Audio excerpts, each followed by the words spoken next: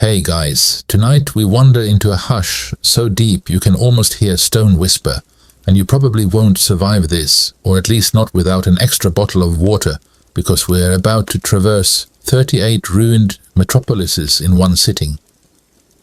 So before you get comfortable, take a moment to like the video and subscribe, but only if you genuinely enjoy what I do here. Drop your location and local time in the comments, so I can see who's braving history's mysteries with me. Now dim the lights, maybe turn on a fan for that soft background hum, and let's ease into tonight's journey together. You trudge forward under a star-spangled sky, heart thumping against your ribs, as if it's trying to escape this wild adventure. Your boots scuff ancient flagstones that once rang with the chatter of merchants, soldiers, and poets.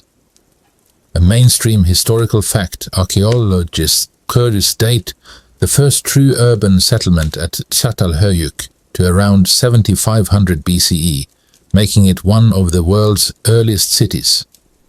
But you're not here to visit a textbook exhibit, you're chasing ghosts in every crumbling arch and vine-clad tower. A quirky tidbit, local folklore claims the original inhabitants could command sandstorms with the ritual drums, although no drum fragments have ever been found. Historians still argue whether that's myth or a lost percussion technology. You pause to run your fingers along weathered carvings, imagining drum beats echoing across golden dunes. In your mind, every grain of sand carries a secret, and you almost kick a stray pebble that feels like it holds untold stories. The wind breathes through broken walls carrying the scent of jasmine and old stone. If you strain your ears, you swear you hear distant laughter, maybe a stray tourist's ghost or the echo of a market haggler debating melon prices. You shiver, but it's not the chill. It's the thrill of stepping into living history. A light joke drifts from your lips. Did I bring enough granola bars for this? My stomach keeps reminding me I'm on an empty calorie expedition. You chuckle at yourself, then hush, remembering the solemnity of it all. You crest a gentle rise, and before you sprawls your first fallen city, its sandstone walls eroded into soft curves that glow like embers in the moonlight. You pause, brushing a bit of dust from a toppled column. The stone is cool under your fingertips, as if it's surprised to meet a living soul after millennia. You slip between two leaning pillars, entering an open courtyard where grass pushes through cracked tiles. Shadows pool in the corners, promising hidden passages and unexpected turns. A fringe hypothesis flits through your mind. Some claim this city was once a hub for interstellar travelers who mapped the stars on its walls. Historians still argue whether those star patterns were astronomical charts or purely decorative. You crane your neck to study a faded mural that vaguely resembles a constellation, but it's too worn to decipher. Maybe it was art, maybe it was astronomy, or maybe just someone with a serious glitter obsession. Your flashlight beam dances across graffiti, modern scribbles warning, "Don't feed the ghosts," and you smirk at the echo of our digital age bleeding into ancient ruins. Even in 7000 BCE, they had fearsome travel advisories, you muse. Light joke number 2. Next time I'll pack some ghost pepper spray, just in case. Stepping deeper, you notice a low archway leading to what feels like an inner sanctum. The air here is still as if the ghosts of priests and philosophers held their breath awaiting your arrival. You crouch, ducking under a lintel that's barely higher than your waist, and enter a chamber where sunlight struggles to penetrate thick vines. The walls glisten with moss, and tiny mushrooms glow like fairy lights, an ecosystem thriving in the skeleton of civilization. A mainstream fact nudges you. Preservation studies show that moisture levels around jungle-entangled ruins can actually help protect surface details on stone carvings. You run a fingertip over a petal-shaped relief, its edges surprisingly crisp. It's proof nature can be both destroyer and guardian. A quirky detail: entomologists have found a species of beetle here that feeds exclusively on ancient plaster, earning it the charming nickname time termite. a living reminder that decay is nature's way of keeping history alive. Historians still argue whether these beetles were present during the city's heyday or opportunists drawn later. The debate buzzes louder than any insect. You press on, careful not to startle any nocturnal critters, though you wouldn't put it past a mongoose to sprint across your path just to freak you out. Light joke number 3. At this point I'd settle for a friendly ghost mongoose or not. Emerging back into the courtyard, you pause on a fallen stone bench, breathing in the cool night air. The sky above is a tapestry of stars, each one unchanged since these ruins were inhabited. A moment of quiet washes over you, and you realize this journey isn't just about ticking off ancient cities, it's about feeling time fold in on itself. You're a visitor in someone else's story, and every cracked column or faded fresco is a sentence in a saga older than any living memory. You glance down at your map marked with 38 dots that stretch across continents and millennia. This first city was just a warm-up, a primer on how to move through ruins without disturbing their delicate aura. Ahead lie desert forts, ice-locked hamlets, underwater ports, and mountaintop sanctuaries, all whispering their own riddles. So you tighten your backpack straps, tuck a notebook into your coat pocket, and prepare to step into the next chapter of this nocturnal odyssey. With one last look at the glowing mushrooms and mossy walls, you turn toward the path that leads out of town, heart pounding with anticipation. The hush of history settles around you again, and you're ready almost to face what awaits under the silent watch of countless unseen eyes. You press onward, boots sinking slightly into warm, yielding sand as you approach the sandstone ramparts of this silent city. Moonlight glints off crumbling walls, turning them a pale amber that feels both inviting and mildly abrasive. Sand drifts across the broad plaza, swirling in gentle eddies like lazy dancers reluctant to leave the floor. Your breath comes in slow, steady puffs. You're not panting yet, but your water bottle reminds you it's time to hydrate, unless you want to end up a snack for desert scorpions. A mainstream historical fact. Archaeologists have determined that the elaborate irrigation canals here date back to around 3000 BCE, making them some of the oldest known waterworks outside of Mesopotamia. You can almost see ancient engineers clad in linen tunics, sweating under the blazing sun as they carve channels to coax life from arid soil. But tonight, by moonlight, those channels look more like veins in a giant stone creature. Historians still argue whether they were built purely for agriculture or served a dual role in sacred purification rites. You stoop to scoop up a handful of sand, letting it slip between your fingers. It's surprisingly cool beneath the surface, a hidden oasis of temperature, waiting to surprise any unsuspecting explorer who forgets to double knot their boots. Fringe legends say these very sands whisper secrets when the moon is full. Some locals swear they've heard ghostly calls for help echoing through the dunes. You pause, holding your breath for a moment, half expecting a spectral voice to suggest you left the oven on back home. Light joke number 1. Great, now even the sand is judging my domestic habits. A gentle breeze stirs, carrying the faint scent of jasmine from an oasis far beyond these walls, and you can almost taste sweet water on the air. Your flashlight beam dances across a battered relief, showing bucket-bearing figures, while stray grains clatter like applause. You crouch beside one carved block, running a finger along its edge. It's smooth with centuries of wind polish, sharp enough to cut glass, but gentle enough to cradle a ghost's footstep.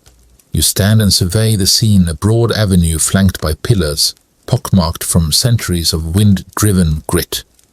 In one corner, a half-buried stone basin still holds traces of mineral encrustation, suggesting it once brimmed with life-giving water.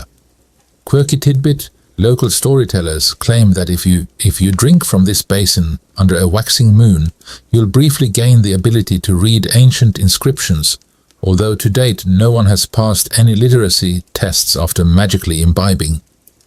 Historians still argue whether the basin was ever used ceremonially or if it's just a clever ploy to boost late-night tourism. As you step over a fallen lintel, you kick up a small storm of fine powder. It coats your boots, your pant legs, and somehow manages to sting your eyeballs just for fun.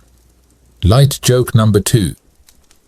Note to self: sand is nature's glitter, but much less festive.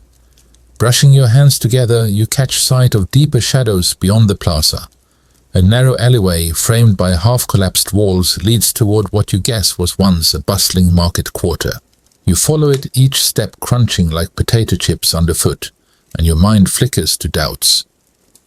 Did anyone really survive a night here without complaining bitterly about sand in their shorts? You glance down to confirm that you at least double-checked your zipper. This time comfort matters even when you're hunting ghost towns. The alley opens into a small courtyard dominated by a squat tower, its upper portion eroded into a jagged silhouette that resembles a desert beast mid-roar. You pace around the base, tracing the faint outlines of painted murals that once boasted turquoise and cinnabar hues. Now they're little more than smudges, but you swear you can discern a row of stylized falcons, symbols of divine guardianship. Mainstream scholarship notes that falcon iconography here aligns with solar worship practiced across North African deserts around 2500 BCE. A quirky fringe note: some conspiracy theorists argue those falcons were actually proto-drones, early surveillance devices operated by priest scientists, but so far no metal parts have been excavated. Historians still argue whether these theories deserve more than a side eye and a stifled giggle. You shake your head and press on. Ahead you find the remains of a grand aqueduct arch, its keystone etched with a weathered inscription. You crouch, brushing away debris to reveal the phrase, "Life is measured by sand and seasons," or something close enough to that in broken script. You lean in, imagining the voice of an ancient poet whispering advice about impermanence and practical tips for sunscreen application, presumably. Light joke number 3. If only time travel tourist guides came with SPF 50. Your head spins with thoughts of sun-scorched fields and moonlit dances of grain pouring into clay pots after a successful irrigation season. The air here is dry but held together by an unmistakable hum of history vibrating just below the surface. You step back to admire the arch, cross-legged, like an impromptu yogi in the desert. A sudden gust rattles loose stones down the alleyway, reminding you that these ruins have a mind of their own. You tuck your notebook into your jacket, jotting quick sketches, canal systems, falcon reliefs, the aqueduct arch. Each sketch is a mnemonic for stories waiting to be told under brighter sun or deeper darkness. You glance skyward, the moon has climbed higher, casting elongated shadows that flicker like restless spirits at your feet. It's a perfect moment to pause, sip water, and let the stillness settle into your bones. And yet the path onward beckons, promising more enigmas buried under shifting dunes and wind-whipped corners. With your pack snug against your shoulders, you rise and step back into the alley's embrace. The ruins fall silent behind you, as though holding their breath until your next footfall. There's a broader world waiting, more cities, more canals, more hidden wonders. You inhale the desert night, tasting anticipation like a shot of strong coffee. Turning your gaze east, you map the horizon by starlight, plotting your next move toward the distant silhouette of towered walls. The desert seems infinite, but so is your curiosity. You adjust your headlamp, check your compass, and let the whisper of wind guide you onto the next stretch of this nocturnal odyssey. You hack through dripping foliage, machete, swishing in a rhythm that makes you feel like a jungle DJ. If DJs worked in 90% humidity and risked squishy landings from hidden roots, every swing parts a wall of emerald that glistens with moisture, and you're instantly coated in sticky dew that smells like ancient earth and freshly peeled cucumber. Ahead, moss-clad stones peek through the greenery, beckoning you deeper into a lost settlement where walls hum with silent stories. A mainstream historical fact, carbon dating, indicates that many Central American jungle cities, like Caracol in Belize, peaked around 600 CE, boasting stone pyramids and elaborate water reservoirs hidden beneath thick canopies. You can almost see ritual processions winding past temple steps, sandals slapping wet stone as priests carried offerings. But tonight your procession is just you. Flashlight in one hand, machete in the other. Historians still argue whether these reservoirs served purely practical irrigation functions or were sacred pools for ceremonial cleansing. The air here is so heavy it feels like breathing through a damp sponge. You pause and press your palm to a vine-shrouded relief. The stone is slick with moss, cool and surprisingly soft, like touching a velvet pillow. Moss spokes radiate from carved symbols, jaguars, cornstalks, and spirals that suggest cosmic cycles. You trace the jaguar's whiskers, imagining its growl echoing through the humid dusk. A quirky tidbit whispers through local legend. Some explorers claim the vines themselves are enchanted, tightening around anyone who dares remove a single leaf. Historians still argue whether that's myth or an overactive imagination fueled by mosquito bites. Speaking of which, the mosquitoes here have wings the size of soda can tabs and appetites to match. You slap one off your neck, light joke number 1, and wince as its little needle leaves a burning souvenir. Great, you mutter, I came for ancient mysteries, not a skin exfoliation, courtesy of tropical bloodsuckers. You swat at your arm again, inadvertently, smacking your notebook, scattering notes and crude sketches across the damp stones. You bend down to gather your scattered papers, each sheet stained with jungle grime. There's an odd satisfaction in rescuing a half-smeared hieroglyph sketch. It feels like salvaging a piece of the past. The mural fragment you sketched earlier revealed people pulling canoe-like vessels through narrow waterways. Another mainstream fact, many jungle cities relied on man-made canals and lagoons for transport and trade, weaving civilization through the labyrinth of green. You scoop up the last sketch and tuck it back into your jacket, though at this point you're not sure what's wetter, the parchment or your enthusiasm. Your path winds between stacked columns whose tops have collapsed into grassy drifts. You duck under a lintel carved with interlocking circles, symbols some believe represent the sun's daily journey across the sky. A fringe hypothesis suggests those circles were actually early warning systems for flooding using water-driven turning mechanisms. No gears have been found to support this theory, but historians still argue whether it's crazy enough to be true. You flash your headlamp at the pattern, half expecting hidden sensors to whir to life. A sudden rustle above you makes your heart tap dance against your ribs. You freeze, scanning treetops for branch-scrambling monkeys or the fabled jungle cat locals claim roams these parts at night. Light joke number 2. If a big cat jumps out, I hope it's more into taking selfies than lunches. Silence falls again, save for the distant drip-drip of water pooling somewhere deeper in the trees. You press on the machete's edge, glinting in your peripheral vision. The jungle thickens until you're practically wrestling giant fern fronds, and you wonder if your shirt will ever dry again. You pause at a half-open plaza where stone benches sit like mossy ghosts around an altar, ringed with fallen petals, maybe red hibiscus, though time has bleached their edges. You crouch before the altar, gingerly moving a vine aside to reveal a worn basin carved into the stone floor. It's dry now, but you imagine it brimming with ceremonial water, reflecting torchlight in rippled patterns. Quirky tidbit, some shamans believe that dripping stones here can sing if you press your ear close enough, though all you hear is the jungle's lonesome nocturne. Historians still argue whether that's acoustic phenomenon or wishful thinking by weary explorers. You push yourself upright, navigating toward a narrow corridor that leads to the settlement's heart, the main temple. Its facade is flanked by bas-reliefs of feathered serpents arching skyward, their scales intricately chiseled. You lean in, brushing away moss, to uncover a sequence of glyphs, rows of dots, lines, and animal icons that almost resemble a coded calendar. Mainstream scholars link similar glyphs to the Mesoamerican long count calendar, tracking cycles of over 5,000 years. You can practically feel the weight of time pressing in around you, like you're trespassing in a sanctuary too vast to comprehend. You crouch to examine a serpent's eye carved into a fallen block.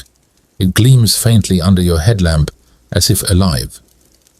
A fringe theory contends these eyes were originally inlaid with obsidian or crystal to track sunlight, creating a mesmerizing shimmer during solstice ceremonies.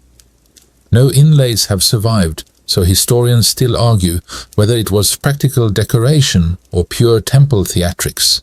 You reach out, half expecting the eye to glow. Light joke. Number 3. Guess I should have packed sunglasses for ancient stage effects. A breeze snakes through the temple entrance, stirring loose leaves across the stone floor.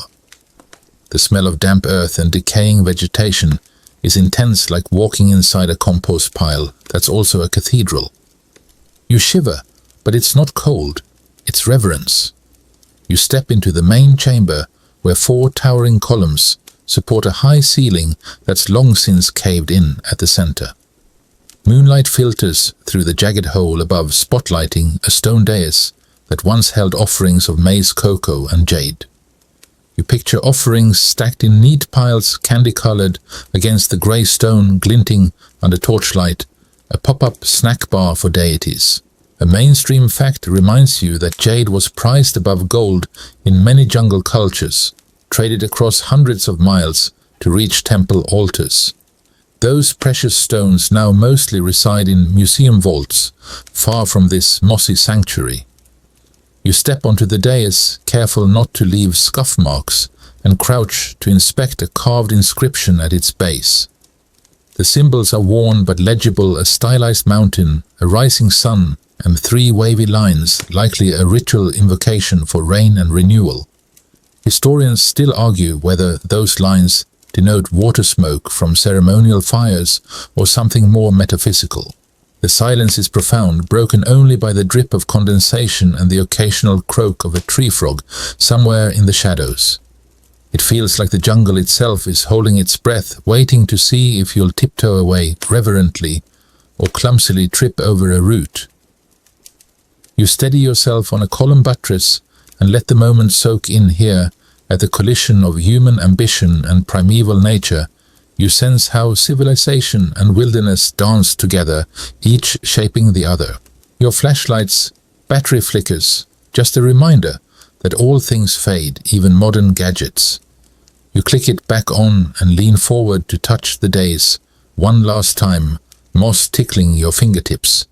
The texture is velvety, alive, as if the stone remembers every hand that rested here. You whisper a quiet thanks, though no ancient priest can hear you now. Retracing your steps, you navigate back through the corridor, ducking under the feathered serpent lintel and passing the drying basin and mossy altar.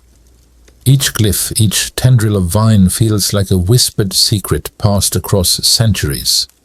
You push through the final arch, entering the clearing where your journey began, machete sheathed at your side and notebook clutched to your chest.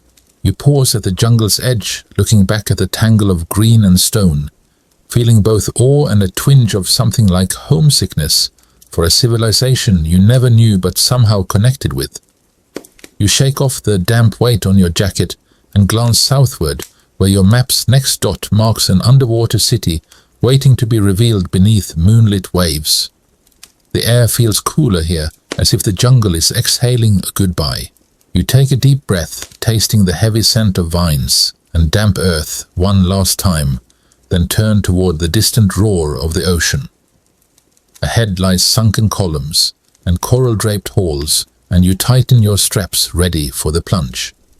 The jungle recedes behind you, but its echo lingers in your mind, like that time termite nibbling at plaster, or the glow of mushrooms in a dark chamber. You step forward, curiosity blazing into the next mystery of this endless odyssey. You find yourself standing at the edge of a whispering shoreline, toes sinking into cool wet sand as the surf murmurs secrets only the ocean knows. A salty breeze tugs at your hair and rattles loose gear in your backpack, promising both exhilaration and a pinch of danger. You check your dive mask and wetsuit, first rule of underwater archaeology. Ensure nothing leaks except data. So before you sink beneath the waves, give that like button another nudge if you haven't already, this time for salty hair and submerged ghosts. Inhaling deeply, you wade in until the water laps at your chest, then slip beneath the surface. Sunlight fractures into prisms around you, illuminating swaying kelp forests and schools of neon fish darting between coral columns. A mainstream historical fact, geological surveys date this drowned port city to around 1200 CE, when rising sea levels slowly swallowed its bustling harbors. You can almost hear the creak of wooden masts and the clang of iron anchors, lost echoes beneath centuries of tide. Yet historians still argue whether a sudden tsunami or gradual marine encroachment led to its watery grave.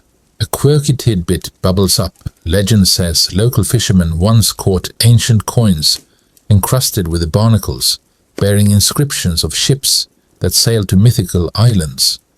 Historians still argue if those coins were genuine relics or clever forgeries by 19th century treasure hunters. You kick off from the sandy bottom and fin toward a row of coral-encrusted pillars, their capitals blooming with anemones like underwater chandeliers. Suddenly, a shadow flickers across your peripheral vision, a moray eel slipping through a crevice, jaws parting in a silent yawn. Light joke number 1, I hope Flipper doesn't report me for trespassing. You glide past, careful not to disturb the fragile dance of marine life. Your heart beats in sync with a gentle swell, a reminder that beneath the silence of stone and soil, the ocean is very much alive. You reach a half-buried gateway, 2 monolithic blocks carved with nautical motifs, fish waves, and strange spirals that might once have marked a sacred boundary between sea and shore. You run your gloved hand along one block, feeling the rough coral give way to ancient stone beneath. A mainstream fact, underwater archaeology teams have documented similar gateways in coastal ruins, from the Mediterranean to the Indian Ocean, illustrating a global pattern of maritime devotion. Scholars still argue whether these gateways were purely symbolic or part of practical flood control measures. A gentle current tugs at you, guiding you further into the city's submerged core. You pass an archway where columns sprout like barnacle-encrusted trees, and through its span you glimpse a grand hall whose roof has long since collapsed, leaving jagged beams that now serve as perches for curious fish. You duck beneath, careful to avoid overhead hazards, and spot a mosaic floor beneath a thin veil of silt.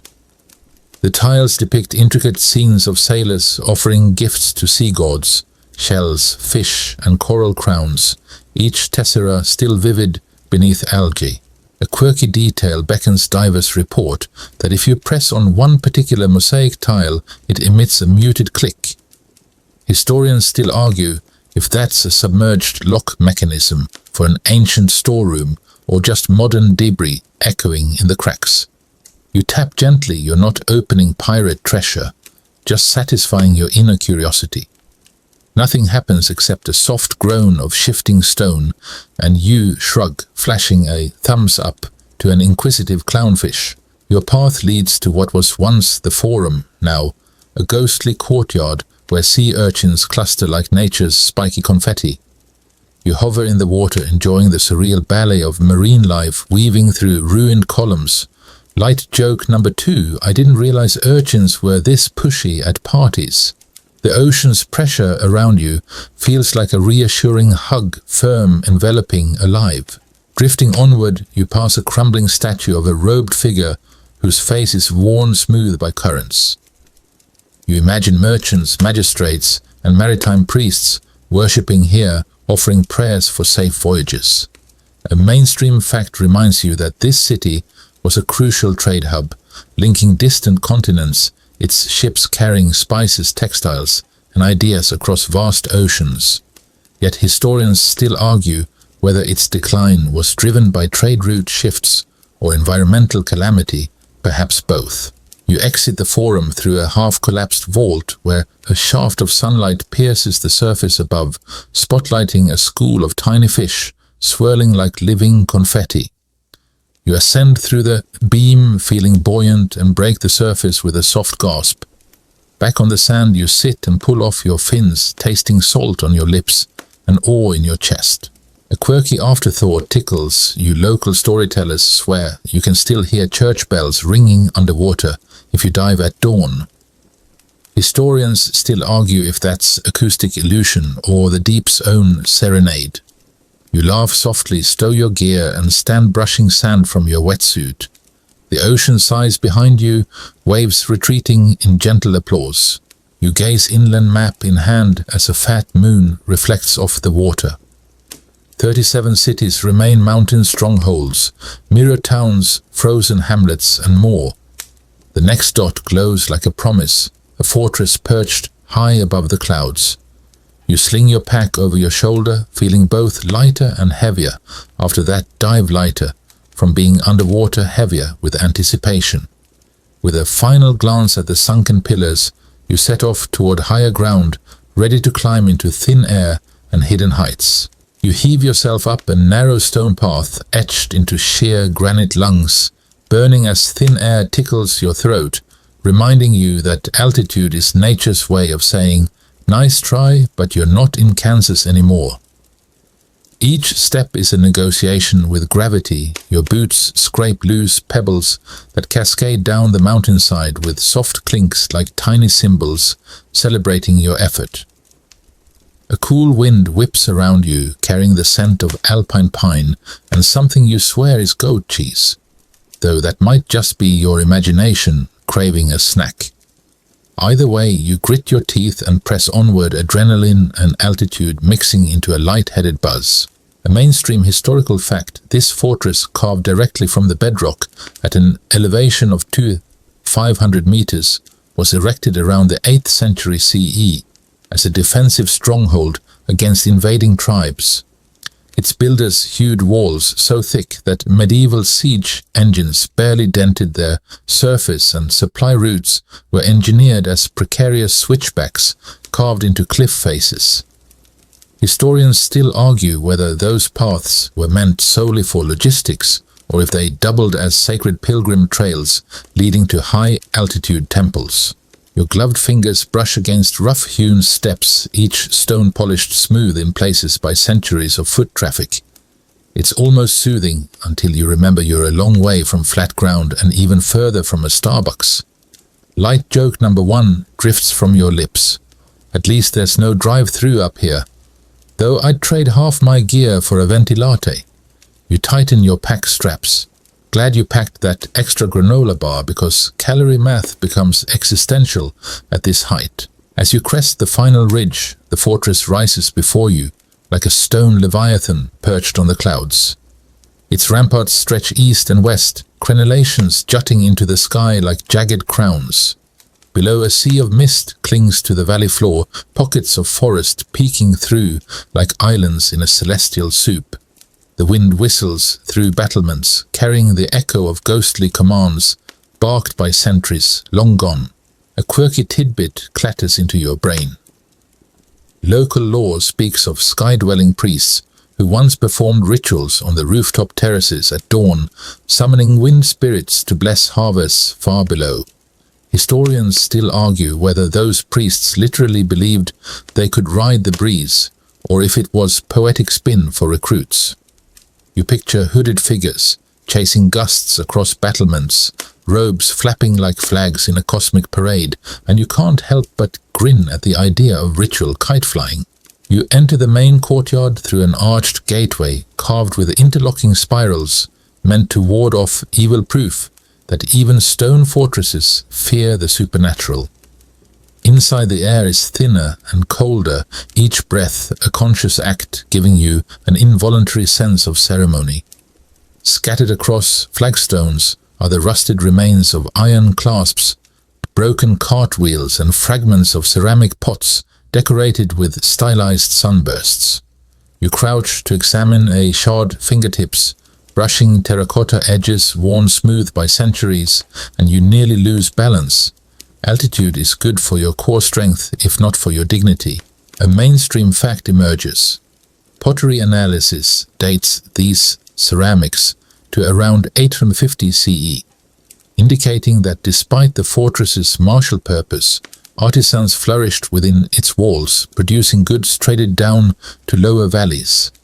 Yet historians still argue whether these items signified a thriving internal economy or were luxury offerings reserved for ruling elites. You slip the shard into your jacket pocket as a tangible souvenir, half expecting it to whisper back a secret in the misty wind. You wander toward a spiral staircase, cut directly into the granite bedrock. Each step is uneven, carved by hand rather than machinery or beast, and you imagine laborers chiseling stone inch by painstaking inch. Your muscles protest the vertical push, but curiosity nudges you upward. Light joke number 2 surfaces. I should have been a carpenter. Rock music's not really my style. You wince at your own pun, but laughter bubbles up despite the thin air. At the top you emerge onto a wide terrace framed by stone balustrades. From here the world stretches out in dizzying panoramas. Jagged peaks to the north, a patchwork of terraced fields to the east, and a winding river gleaming silver, like a necklace strung across emerald hills. A gulf of clouds drifts beneath, and you feel like a monarch surveying the realm from a throne in the sky. Your gaze falls on a circular platform in the center of the terrace, engraved with radial lines that converge at a small raised stone disc. You crouch to study it. The lines align with sunrise points on solstices, suggesting an astronomical function beyond mere defense. Fringe theorists claim it was an observatory for sky people or even ancient astronauts. Historians still argue whether this is ingenious indigenous astronomy or wishful thinking by conspiracy buffs. You press a finger to the disk, half expecting it to rotate, but it stays steadfast, as if daring you to prove its cosmic credentials. You take a deep breath, tasting the crisp, near-frigid air, as if it were champagne. You're high enough to feel the curvature of the world, a subtle reminder that history's scope stretches beyond human memory. Your voice echoes softly against stone walls as you muse. Imagine shouting a message from here and having an echo circle the mountains back to you. Light joke number 3. Though I'd probably just shout for pizza and get weird looks from goats. Below the terrace, a stone corridor leads to a small chamber with narrow slits for windows, arrow loops designed to give sentinels a perfect line of fire while staying protected. You peer through one and spot a tuft of grass arrows flight. Some local grazers have turned these ruins into a hillside playground.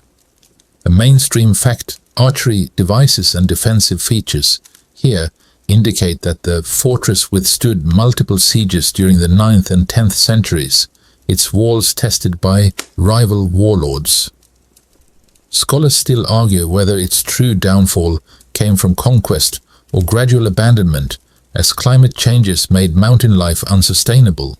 Inside the chamber the air feels strangely warm, as if trapped by the granite walls. You run your hand along a bench carved into rock, marveling at the craftsmanship. It could seat a dozen guards in formation, each poised to defend the fortress. You imagine their voices, armor clanking, echoing in this confined space, a contrast to the silent grandeur outside. You step back into the brilliant air and wander to the fortress's edge, where narrow ledges crown the cliff face.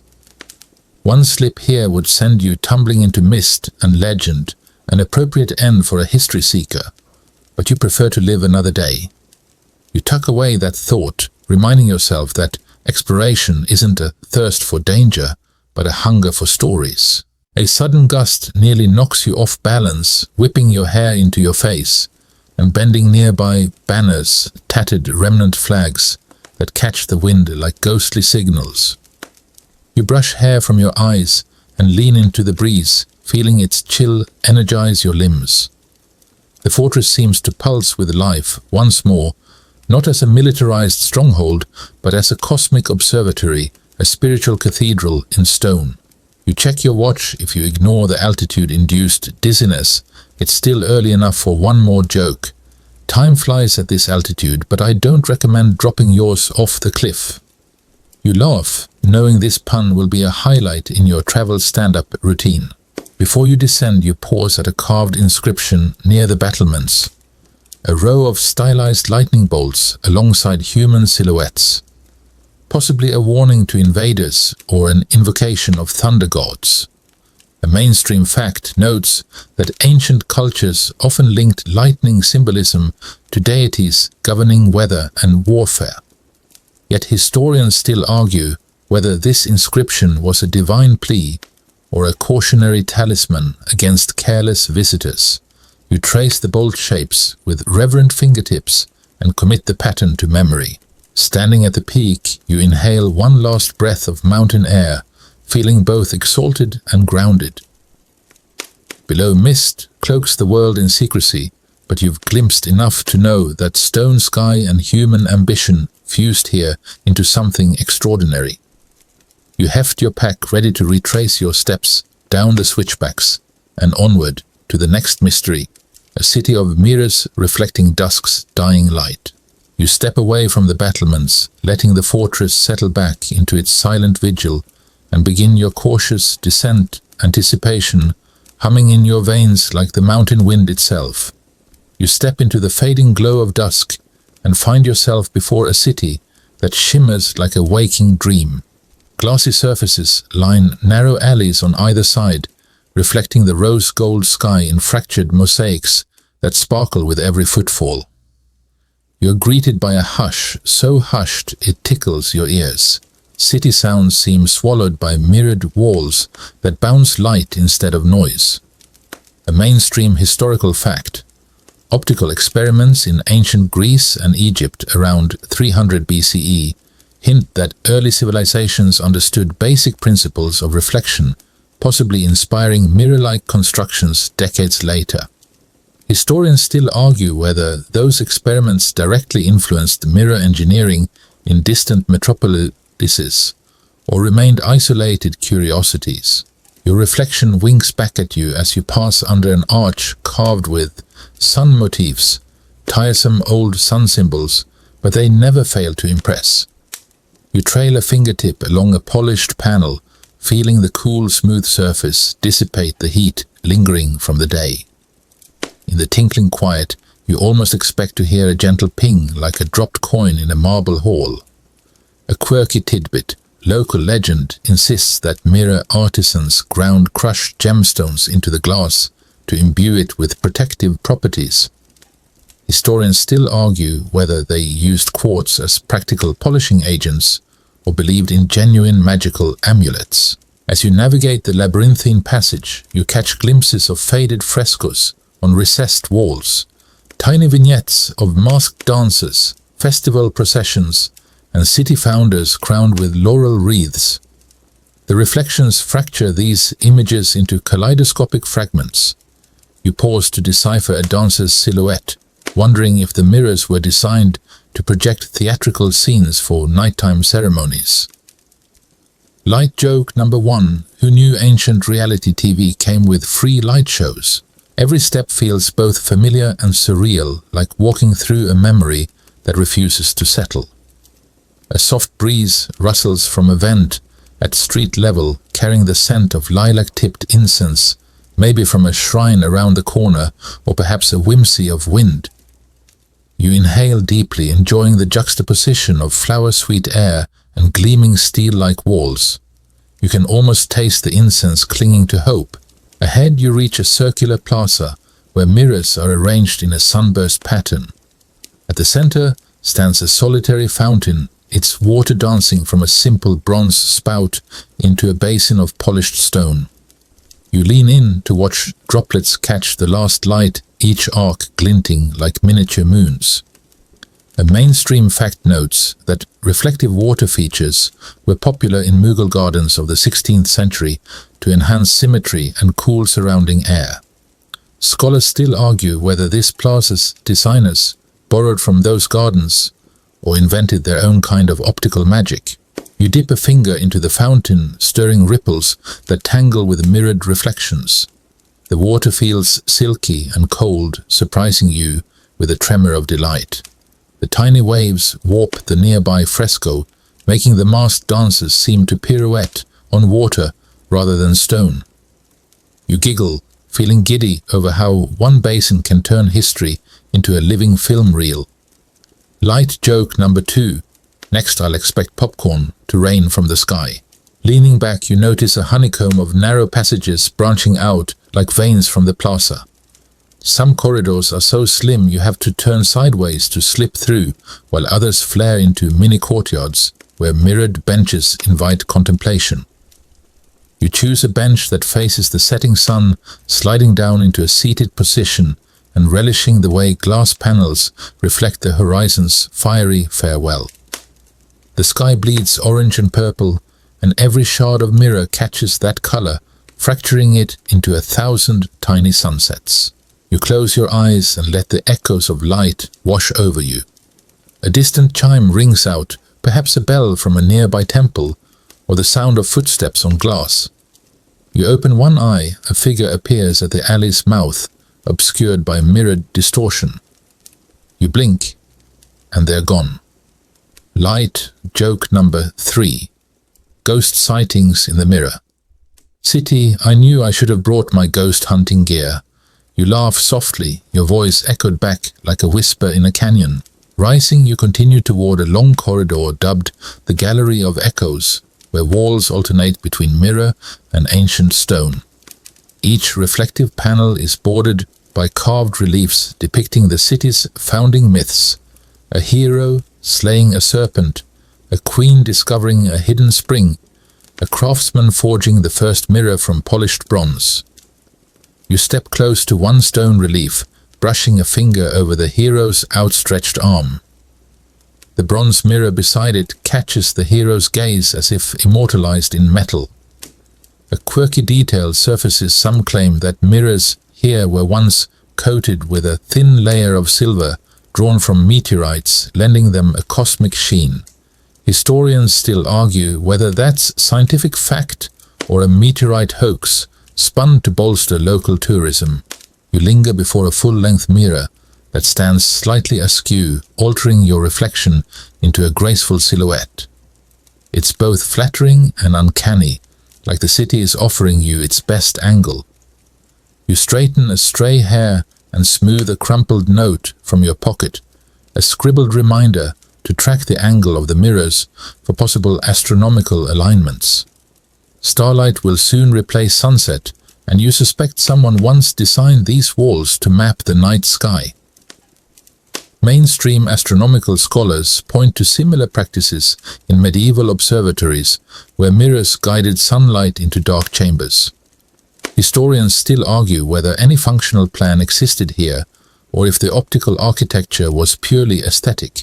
You follow the corridor to a vaulted chamber where mirror facets are arranged in a domed ceiling. Standing in the center feels like being inside a giant gemstone. Distant bulbs of reflected light pinch and stretch overhead, creating the illusion of a star-studded sky within 4 stone walls. You tilt your head, spinning ever so slowly, so each reflection shifts. An ASMR tingle races down your spine. The air is cool and silent, punctuated only by your slow, mindful breaths. You crouch to examine a low window slit carved into mirrored glass. It frames a view of the distant cityscape, now twinkling with lantern lights. The window acts like a periscope, condensing dozens of lamp glows into a single tapestry of points. You imagine watchers in ancient times, scanning the horizon for approaching traders or invading armies, then wondering if the mirrors betrayed their secrets or kept them safe. Fringe theorists posit that mirror arrays like this could have been communication devices flashing signals across alleys, but no records confirm such Morse-like messaging. Historians still argue whether that idea belongs in sci-fi or history books. Your stomach rumbles. Apparently, your granola bar rattling earlier was right. You pat your pocket, grateful that snacks exist in every era. You pull out a nut and fruit mix and munch thoughtfully, savoring the juxtaposition of modern convenience in an ancient optic palace. You swallow, noticing the soft click of seeds on glass. It's oddly satisfying. As night settles, you navigate back to the plaza, retracing your steps past fractured frescoes and gleaming panels. Each mirror now holds a sliver of moonlight, casting pale reflections that lend the alleys a ghostly allure. You pause under the sunburst arrangement one last time, flashlight off to let moonbeams guide you. The water in the fountain glows with silver luminescence, and you drink deeply from its rim, hoping it grants a glimpse of tomorrow's revelations. You stand dusting imaginary sand from your jeans and let the mirrored city imprint itself on your mind. Behind you, the glass walls hum with reflections of distant stars, as if the universe itself gazes back. Ahead, a narrow exit corridor beckons, a corridor rumored to lead to a hidden sanctuary of twilight mosaics. Beyond that lies a cliff-top city with ritual echoes in its carved temples. You tuck the last of your granola crumbs away and head toward the exit, anticipation flickering like candlelight in your chest. The mirror city's brilliance fades behind you, but its fractured glow remains in your vision, an elegant reminder that every history you uncover is as much reflection as record. You trudge up a narrow goat path that clings to the cliff's edge, each step sending pebbles skittering into a yawning chasm below. The wind buffets you like an impatient innkeeper telling you to move along, and you steady yourself against a craggy outcrop as the rocks hum with unseen energy. It's as if the cliff itself remembers every footfall from centuries of pilgrim processions, and now it's greeting you in its own gravelly voice. A mainstream historical fact, many of the world's most impressive rock-cut temples, like those at Ellora in India, were carved between the 6th and 10th centuries CE directly into volcanic basalt, creating multi-story sanctuaries that still draw pilgrims today. You reach the first facade, a series of monolithic pillars hewn straight from living rock, their capitals carved into lotus blossoms, so crisp you'd swear you could smell their scent. Historians still argue whether these carvings were intended purely as devotional symbols or doubled as architectural markers for annual festivals aligned with the solstice. You duck under a low lintel shaped like an arch of intertwined snakes, feeling the cool stone press gently against your back. This is no casual tourist site. The walls are damp with centuries of seepage, and the air tastes faintly of minerals and moss.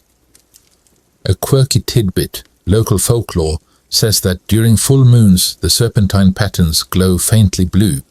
Some claim it's bioluminescent lichen. Others insist it's leftover magic from serpent-worshipping priests. Historians still argue whether such glow-in-the-dark lichens actually exist, or if over-enthusiastic backpackers mistook glow sticks for ancient fungus. You press your palm to the smooth surface beside the snake arch and feel a vibration subtle but unmistakable, like the thrum of a buried drum that skipped a beat.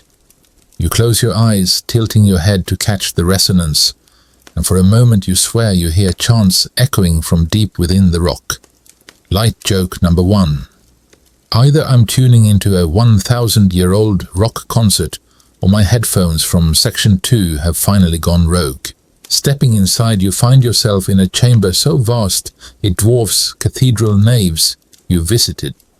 The ceiling soars above you, carved to resemble a canopy of rippling clouds and cascading vines. Shafts of light slice through slanted windows high in the rock face, illuminating dust motes that swirl like tiny galaxies. A mainstream fact, these clerestory openings were deliberately placed to light inner sanctums during dawn rituals, guiding worshippers' eyes upward towards sculpted deities. Scholars still argue whether the architects studied solar angles with the same precision as modern observatories, or simply followed generations of oral tradition. You shuffle forward your boots, clinking against stone-flagged flooring, and notice a small niche off to one side. Inside sits a battered bronze bell, its clapper missing, but its surface etched with symbols of sunbursts and crescent moons. You lean close, imagining the bell's tone resonating through this hollowed hall during dawn ceremonies. A quirky fringe tidbit insists that the bell once rang itself at sunrise, powered by trickling water behind the wall. Historians still argue whether someone engineered a hidden water-driven mechanism or if ghost stories simply kept tourists intrigued. Your flashlight beam picks out a row of niches carved into the far wall, each holding the silhouette of a deity. A stoic figure flanked by attendants, a dancing goddess whose limbs once held bronze inlays, a lion-headed protector wearing a priestly tiara. You lean in for a better look, brushing away rock dust to reveal traces of red ochre still clinging to carved robes. Light joke number 2. Apparently ancient cosplay was a serious business. No wonder they needed foot-long headdresses. The air in the main chamber grows colder, and you shiver. But it's not just the chill. It's the weight of rituals performed here, for a millennium incense smoke drifting toward carved ceilings, sandals echoing on stone floors, whispered prayers bouncing off rock walls. You press your palm flat against a column, fingertips tracing a spiral motif that seems to spiral inward toward your heart. You half expect to be transported back in time, joining a midnight ceremony under flickering lamplight. Instead, you feel the faint brush of wind, and a light joke number 3 tugs at your lips. If time travels on the itinerary, I sure hope they have good caterers. You back out of the main chamber into a narrow corridor where the walls close in around you, carved with reliefs of pilgrims offering garlands of jasmine. You pause to study a figure kneeling beside a stylized pool of water, an iconography echoed back in Section 4's sunken fountains. Scholars note that water features in rock temples symbolized both purification and the boundary between mortal and divine realms. Historians still argue whether worshippers actually bathed here before entering, or if the imagery was purely symbolic, meant to cleanse minds rather than bodies. Following the corridor, you emerge onto a precipitous terrace that clings to the cliff face. Below, clouds drift through the ravine like lazy ghosts, and you stand rooted, mesmerized by the sight. Carved into the terrace edge is a series of animal reliefs. Elephants with raised trunks, swirling peacocks, crouching lions. All guardians to ward off evil spirits. You crouch beside a crouching lion, fingertips contorting the stone as you trace its jagged mane. A quirky detail says that artisans mixed ground gemstones into the plaster to catch starlight. Whether it worked or just gave the walls a sparkly finish, historians still argue. You slide your notebook from your jacket and sketch the terrace reliefs, careful to capture the deep-set eyes and muscular limbs. The wind whips pages and pens at odd angles, nearly ripping your sketches free. You clamp the book shut and tuck it away, breathing in that rarefied air like it's liquid inspiration. Around you, the cliff remembers every carved petal, an echoed chant offering its secrets to those patient enough to listen. At the terrace's far end, you find a flight of steps leading up to a small shrine chamber. You climb cautiously, boots brushing ancient moss that glows faintly in your peripheral vision. Mushrooms again, maybe, like the ones you saw back in Section 1, or just damp decay, playing tricks. Inside the shrine walls are carved into niches that once held votive statues. Now they're empty, except for a single stone linga standing proud in the center. A mainstream historical fact, lingam sculptures symbolize creation and regeneration, and they often received oil offerings at dawn and dusk. Historians still argue whether such symbols were worshipped more as cosmic metaphors or fertility icons. You crouch to study the linga's polished surface, slick with water from a hidden drip line above. Droplets fall with a soft plink echoing louder in the empty chamber. You cup your ear to the base, half expecting a melody, but hear only your own breath and the distant call of a hawk overhead. A fringe rumor claims these drips follow lunar cycles, accelerating during full moons, though no one's charted data to prove it. Historians still argue if someone actually kept records, or if the moon drip tale was just nighttime storytelling at its finest. Rising, you weave back through the shrine doorway, feeling a gentle vibration underfoot, as if the cliff itself sighs at your departure. You follow the steps down to the terrace, once more pausing to look back at the shrine's mouth, framed by carved serpents. The setting sun sends shafts of golden light through the opening, illuminating the linga in a warm glow. You inhale slowly, tasting dust and sacred oil, and remind yourself that some of history's greatest temples weren't built with mortar. They were carved from the bones of the earth itself. Your shadow stretches long across the terrace as twilight deepens. You trace a final fingertip along the lotus-carved pillar at the cliff's edge, feeling the stone's cool reassurance. Behind you lies the sanctuary of chants and candlelight. Ahead, the path descends toward a city of golden spires, waiting to peak over the next horizon. You take one last look at the cliff-cut temples and whisper a thankful prayer, no louder than a mouse's sneeze, to the architects of old. Then you turn boots, scraping gravel, and step onto the goat path, once more, curiosity guiding each careful stride down into gathering dusk.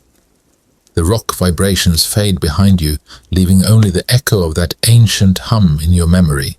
You break through a final thicket of scrub and step onto a rolling plain that shimmers under moonlight like a field of molten metal. In the distance, gilded spires rise like golden fingers pointing into the sky, their tips catching starlight and refracting it into delicate rainbows that dance across your retinas. You pause, blinking, to ensure it's not a hallucination brought on by too many granola bars and too little sleep. Those spires are real, and they are calling you forward. A mainstream historical fact. These towers belong to a legendary temple complex built between the 10th and 12th centuries CE, when regional dynasties in Southeast Asia harnessed vast gold deposits to create structures meant to rival the sun itself. You can almost hear the clang of gold ingots being pounded into leaf-thin sheets, the echo of hammer on anvil mingling with prayer chants. Yet historians still argue whether the gold was sourced locally from alluvial riverbeds or imported through expansive trade networks. You trudge across dew-slick grass, each blade brushing your ankles with a cool tickle, and inhale the heady scent of night-blooming jasmine that carpets the plain. Somewhere beyond those spires, hidden courtyards and ritually ablaze lanterns await, but first you must conquer the causeway. A broad stone path lined with fallen reliefs of celestial dancers whose wings once glittered with gold leaf. You crouch to study one relief. The dancer's outstretched hand cradles a lotus petals carved so precisely you half expect them to unfold. A quirky tidbit flutters through local lore. Some claim that artisans experimented with singing to gold, believing that precise vocal frequencies could anneal the metal into more reflective surfaces. Historians still argue whether acoustic metallurgy ever existed or if it's just a bedtime story for tourists. You hum a quick note at the base of the dancer's hand. Not that you expect anything to happen, but it's worth a try. Nothing shifts except your echo, which bounces back distorted by the fallen column. Light joke number 1, guess gold doesn't appreciate karaoke. The causeway leads you beneath a grand archway carved with guardians.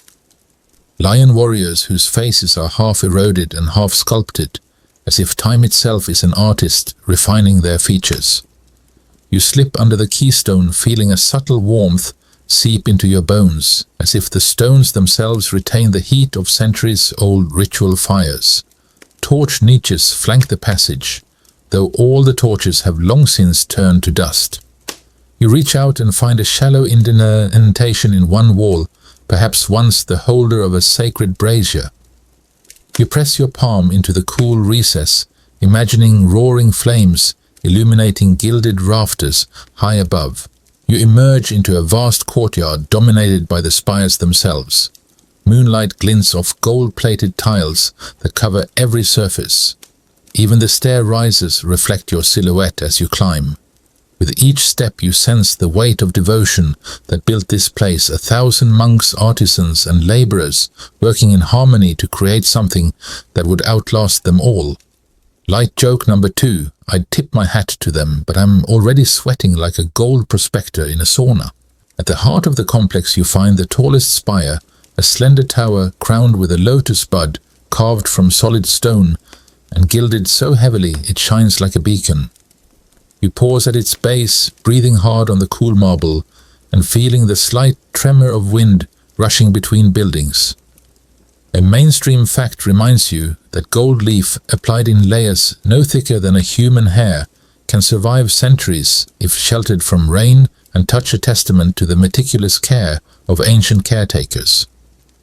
Yet historians still argue whether modern preservation techniques mimic those original methods or inadvertently strip away subtle layers of history. You circle the spire, tracing the carved registers that spiral upward, processional scenes showing kings and queens offering jewels to the gods, fishermen casting nets into divine waters and celestial beings dancing atop lotus platforms. The reliefs are so intricate they read like a continuous narrative scroll, an epic poem in stone.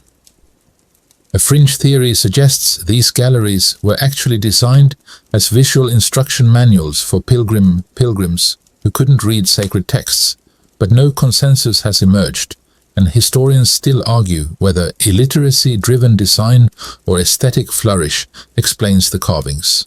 You step onto a raised platform to gain a better vantage. The breeze here carries the faint aroma of incense, unlikely from any surviving burner, but perhaps from residual oils trapped deep in stone pores. You cup your nose and inhale, letting that phantom scent anchor you in this moment. The plain beyond the causeway lies silent, a sea of dark grass punctuated by stone lanterns that once guided ritual processions. It's easy to imagine flickering torches weaving through columns of gold torchbearers, clad in silk robes, whispering prayers under the night sky. A lull settles over the complex, a hush so deep you swear you can hear your own heartbeat reverberate off golden walls. You bend down and gather a handful of tiles from the platform's edge, cradling the cold metal in your palm. The surface is smooth, almost liquid under your fingertips. A quirky detail teases at your mind. Storytellers claim that if you place a freshly cut flower on gold leaf at sunrise, it will retain the blossom's shape as it withers. Historians still argue whether this was experimental botanical preservation or just fanciful folklore. You pocket a small shard, an echo of light to carry with you. Then stand and continue along a narrow gallery that leads to a secluded shrine. Here painted murals peek through chipped plaster, vibrant reds, blues and greens that once rivaled the brilliance of the spires themselves. You brush your fingers lightly across a fragment of fresco, depicting a celestial boat sailing across swirling waves of gold. Mainstream scholarship notes that maritime motifs here symbolize the soul's journey to the afterlife, steered by deities who guided spirits across cosmic oceans. Yet, historians still argue whether those voyages were literal beliefs in underground rivers or metaphorical maps of enlightenment. Inside the shrine's inner sanctum, you confront the temple's ultimate marvel, a gilded statue of a goddess seated on a lotus throne, her many arms extending jewels and sacred texts toward worshippers. Moonlight filters through a latticed window overhead, spotlighting her serene face. Each layer of gold leaf glows with 1,000 subtle hues, as if the metal itself breathes under lunar blessing. You transpose into silence, feeling the weight of centuries of reverence pressing gently on your shoulders. Light joke number 3 drifts through your mind. If only she'd whisper, "Where the snack bar is, my granola bar is almost gone." You stifle your grin and bow your head in quiet respect, mindful not to touch the statue's feet. The sanctity here hums in your bones, a gentle reminder that some creations were meant to bridge earth and sky, mortal and divine. You linger until the moon sinks toward the horizon, then turn to retrace your steps through the gallery. Each gilded surface catches the final light, depositing shimmering flecks across your coat like living constellations. Behind you the spires gleam in retreating darkness, and ahead the plains stretch toward a labyrinth of winding lanes, an urban heart where secret temples and hidden markets await discovery. You step off the platform, brushing gold flakes from your palms, and marveling at how light can transform stone into something that feels alive. You follow the gallery's arc, passing under archways etched with floral tendrils, and emerge onto the causeway once more. The lion warriors stand silent, sentinel, their features softened by centuries of wind, but their eyes still gleam with purpose. You pause at the archway entrance and take one last look back at the temple complex, committing its silhouette to memory. Then you set your gaze forward to the next horizon, a maze of cobbled streets crowned by secret temples, where carvings whisper of hidden knowledge and scholarly debates still simmer over inscriptions worn nearly smooth. You tighten your pack straps, slip the gold shard into your notebook's secret pocket, and step onto the cool stone causeway, anticipation radiating through your veins like liquid gold. You step into the labyrinth of winding cobblestone lanes, each stone worn smooth by centuries of foot traffic and slick with a whisper of moss. The narrow alley gouges through buildings so close you could almost brush both walls at once, but there's always just enough space for your backpack to graze one side and your elbow the other. A faint hum of distant chanting drifts through the corridors, though it might be your imagination or the city deciding to welcome you in its own hush. You pause to inhale deeply, savoring the mingled scents of damp stone, smoldering incense, and something faintly tangy like pickled citrus left out in the sun. A mainstream historical fact, medieval city planners often designed these tight, winding streets as a defensive measure, forcing invading armies to lose formation and making each turn a potential ambush point. You can almost picture archers perched on hidden balconies above, unleashing volleys on unsuspecting foes. Yet historians still argue whether these streets were primarily tortuous traps or simply evolved organically over generations of unregulated construction. Your flashlight flickers against a corner where ivy stitches its way through cracked mortar, forming a natural tapestry that glows emerald in your beam. You lean in, brushing a fingertip over heart-shaped leaves, so soft they feel like velvet under your skin. A quirky tidbit. Some locals believe this ivy is sacred, planted by a long-vanished order of herbalist monks who used its leaves for sleep-inducing teas. Historians still argue whether any real monastery existed here, or if the teas were simply a myth to market local herbal remedies. You round a tight bend and nearly collide with a squat stone shrine nestled into a recess. It's dedicated to an obscure deity whose name you can't pronounce, a gnarled figure clutching a key in one hand and a flame in the other. You offer a quick nod of respect because who are you to deny a deity a silent greeting? Above the shrine, a fraying ribbon flutters, scented with dried lavender and marigold. You inhale the floral aroma, feeling it settle into your chest like a lullaby. Light joke number 1. If only lavender could lull me into forgetting how many steps I've taken today, my pedometer would be weeping. Pressing onward, you navigate a section where the alley splits into 3 paths, each as unmarked as the last. You consult your map, which is little more than a constellation of dots connected by scrawled lines that may or may not align with reality. Trusting your instincts and your questionable sense of direction, you choose the middle path where the stones feel cooler underfoot. A soft drip-drip echoes ahead, water you hope from a hidden spring rather than an ominous leak, promising cave-ins. As you proceed, the walls close in lower, compelling you to stoop and reminding you that posture is a luxury in ancient cities. You brush your hand along decorative reliefs carved into the stone, intertwined vines, stylized suns, and tiny fish frolicking in waves. You press against a fish relief, and it gives under your palm with surprising flexibility, revealing a hidden panel behind it. Your heart skips a beat. Could this be a secret door? You tap it lightly, and nothing happens except a soft, hollow thud. Light joke number 2. If I wanted a puzzle, I'd stay home and finish that 1,000-piece jigsaw I never touched. You step back, eyes scanning for seams or hinges, but the panel is flush with the wall, its edges perfectly camouflaged. You make a mental note. This city loves a good riddle. Moving on, you descend a short flight of stone steps, carved unevenly by time, each riser a different height, begging careful foot placement.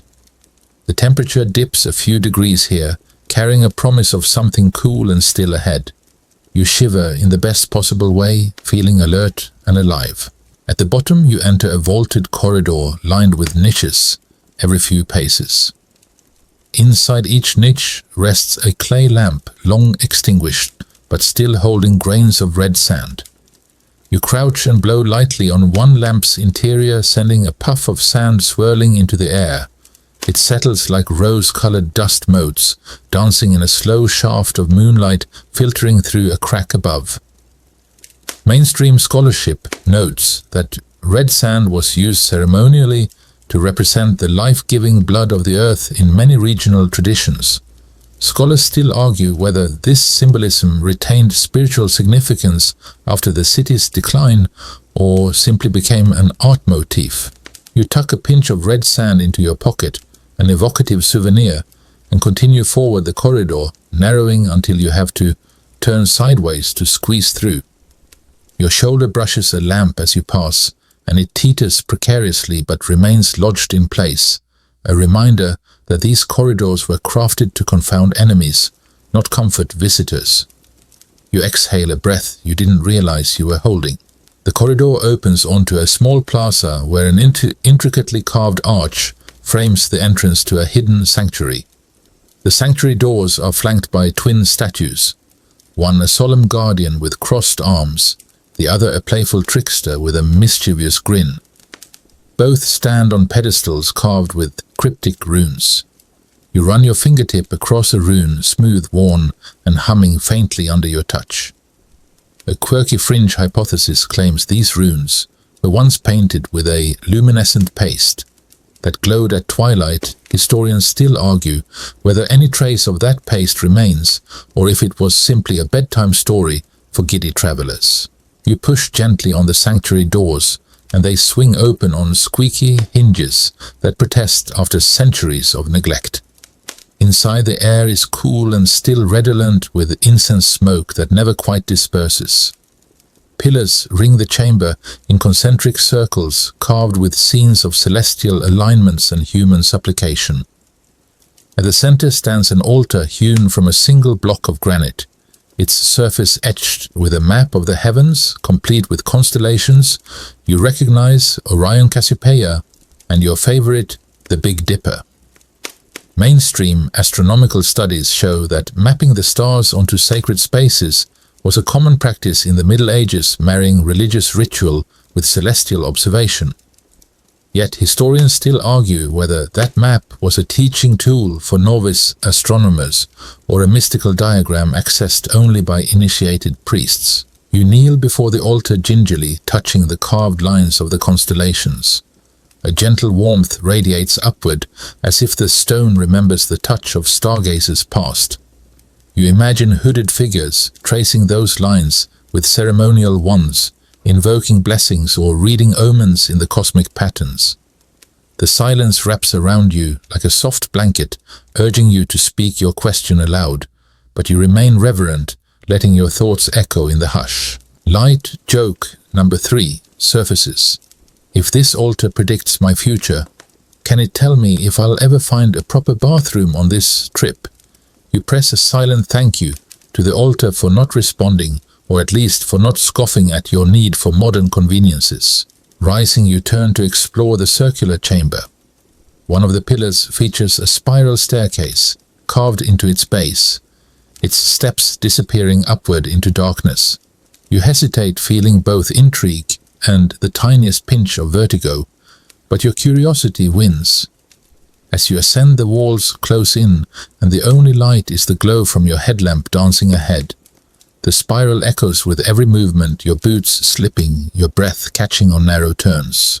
At the top, you emerge into a tiny observation niche with a narrow viewport carved just wide enough for one person's head. You peer through and find yourself overlooking an inner courtyard filled with statues of scholars and scribes, each poised in thoughtful stance. You count 13 figures, wondering if that number held symbolic weight. Scholars still argue whether that courtyard served as a memorial to great thinkers or as a contemplative garden for monks. The moonlight silhouettes the statues against a backdrop of vine-etched walls, lending them an uncanny vitality. You swallow and touch the cold stone beneath your palm, feeling a sudden kinship with those silent sentinels. The wind whistles through the viewport, carrying a faint hint of sea salt, an echo from the sunken city you visited earlier, or simply a playful trick of the breeze weaving through ancient passages. You close your eyes and take a slow, deliberate breath, letting the layered scents mingle. Descending, you retrace your steps through the sanctuary, pausing to glance at the glowing constellations one last time. You pocket a small pebble dislodged from the altar's base, a humble token of hidden wisdom. Back in the labyrinthine lanes, you follow the ribbons of ivy and clusters of lamp niches that guide your path with their subtle, persistent presence.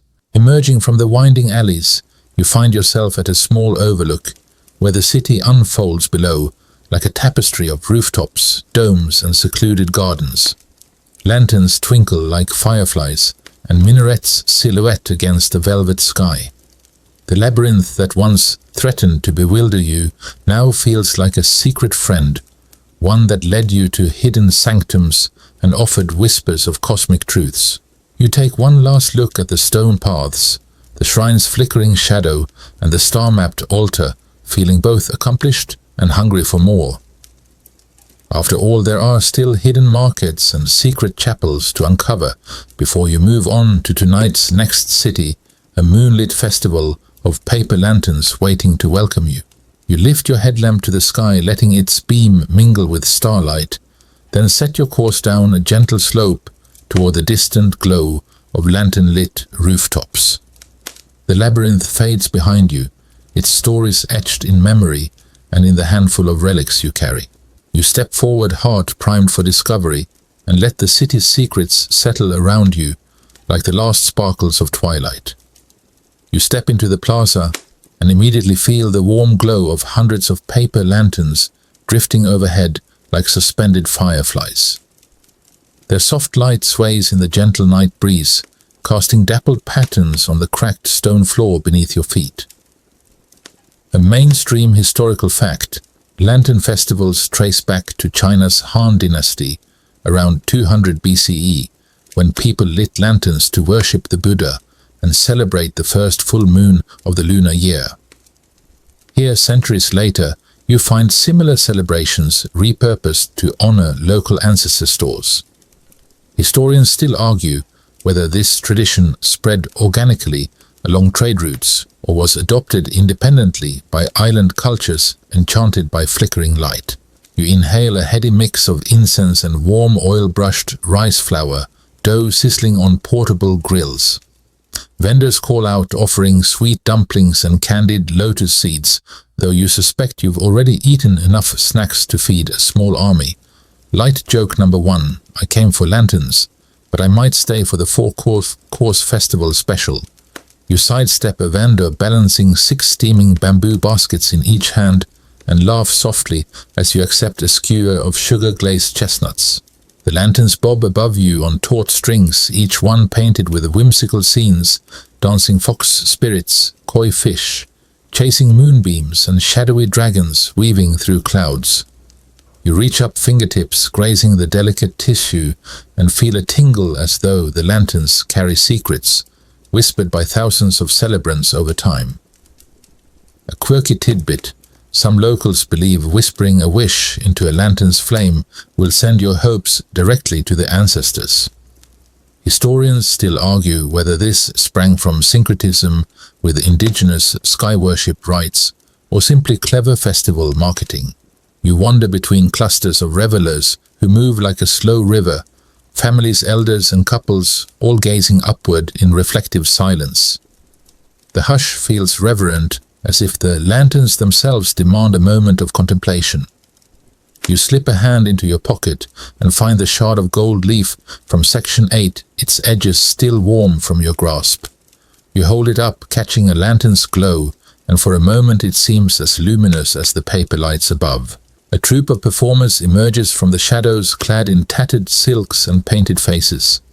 They pirouette across a low platform, their movements precise yet ethereal, ribbons trailing like comet tails. As they dance, they circle around a lone musician plucking a bamboo zither, the notes soft and resonant, weaving an ASMR-worthy melody that tugs at your spine. You can almost feel each pluck of string reverberate through your chest. Quiet joke number 2. At this rate, my spine will need its own travel insurance. The performers' masks depict long-forgotten deities: a fox with 9 tails, a horned god of the forest, a water nymph dripping pearls. The dancers slip and slide, disappearing into shadows only to reappear in unexpected corners of the plaza, as though the city itself conspires with them. You note a fringe legend. They say these masked dancers are spirits of the lost city, bound each year to reenact ancient ceremonies. Historians still argue whether anyone can fact-check such paranormal claims, or if they are just festival lore spun too well. You follow the procession to a central fountain where hundreds of floating lanterns have already gathered, illuminating the water's surface in a twinkling mosaic. You kneel by the edge, tracing ripples with one finger, and watch as the lanterns drift outward.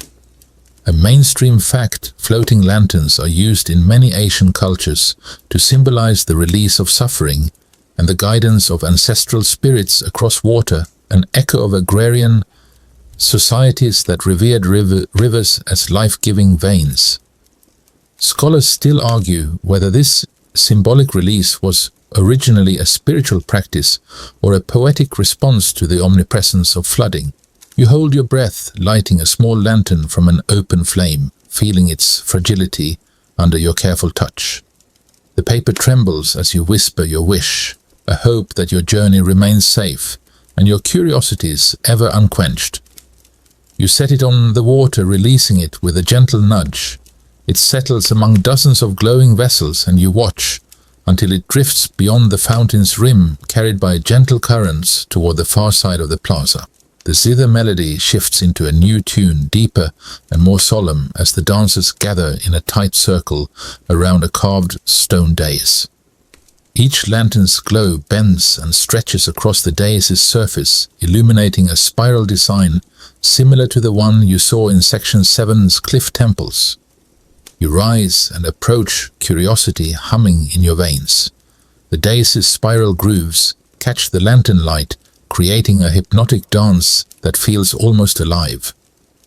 A quirky detail: local storytellers claim that the spiral represents the city's founding king's labyrinthine dreamscape. Historians still argue whether that was literal dream interpretation or a later romantic invention. As you lean in, the dancers begin a slow chant, their voices blending with the night breeze.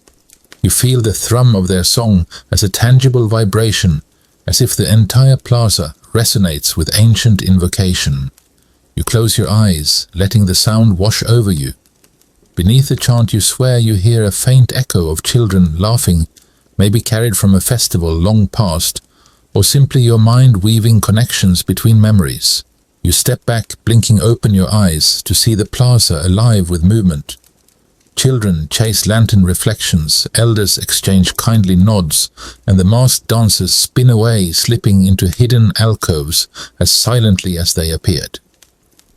The music fades, replaced by soft murmurs of conversation and the rustle of silk as people move on to lantern-lighted stalls offering more treats and trinkets. You navigate past a booth selling tiny clay whistles shaped like birds. You pause, purchase one, and give it a tentative blow. Its notes are sweet and fragile, carrying into the night with a clarity that surprises you. Light joke number 3. If this thing calls any more spirits, I might have to start negotiating appearance fees. You tuck it into your pocket as a whimsical souvenir. Ahead you see a narrow stairway leading up to a ruined temple overlooking the plaza. Lanterns decorate its crumbling facade, turning jagged stone into a gentle cathedral of light. You climb each step illuminated by lantern glow and reach a ledge that overlooks the entire festival. From here the plaza is a sea of floating lights, rippling reflections in the old fountain and the dancers' shadows flickering over ancient carvings. You lean against the worn stone wall, breathing in the mingled scents of jasmine, incense and sugar.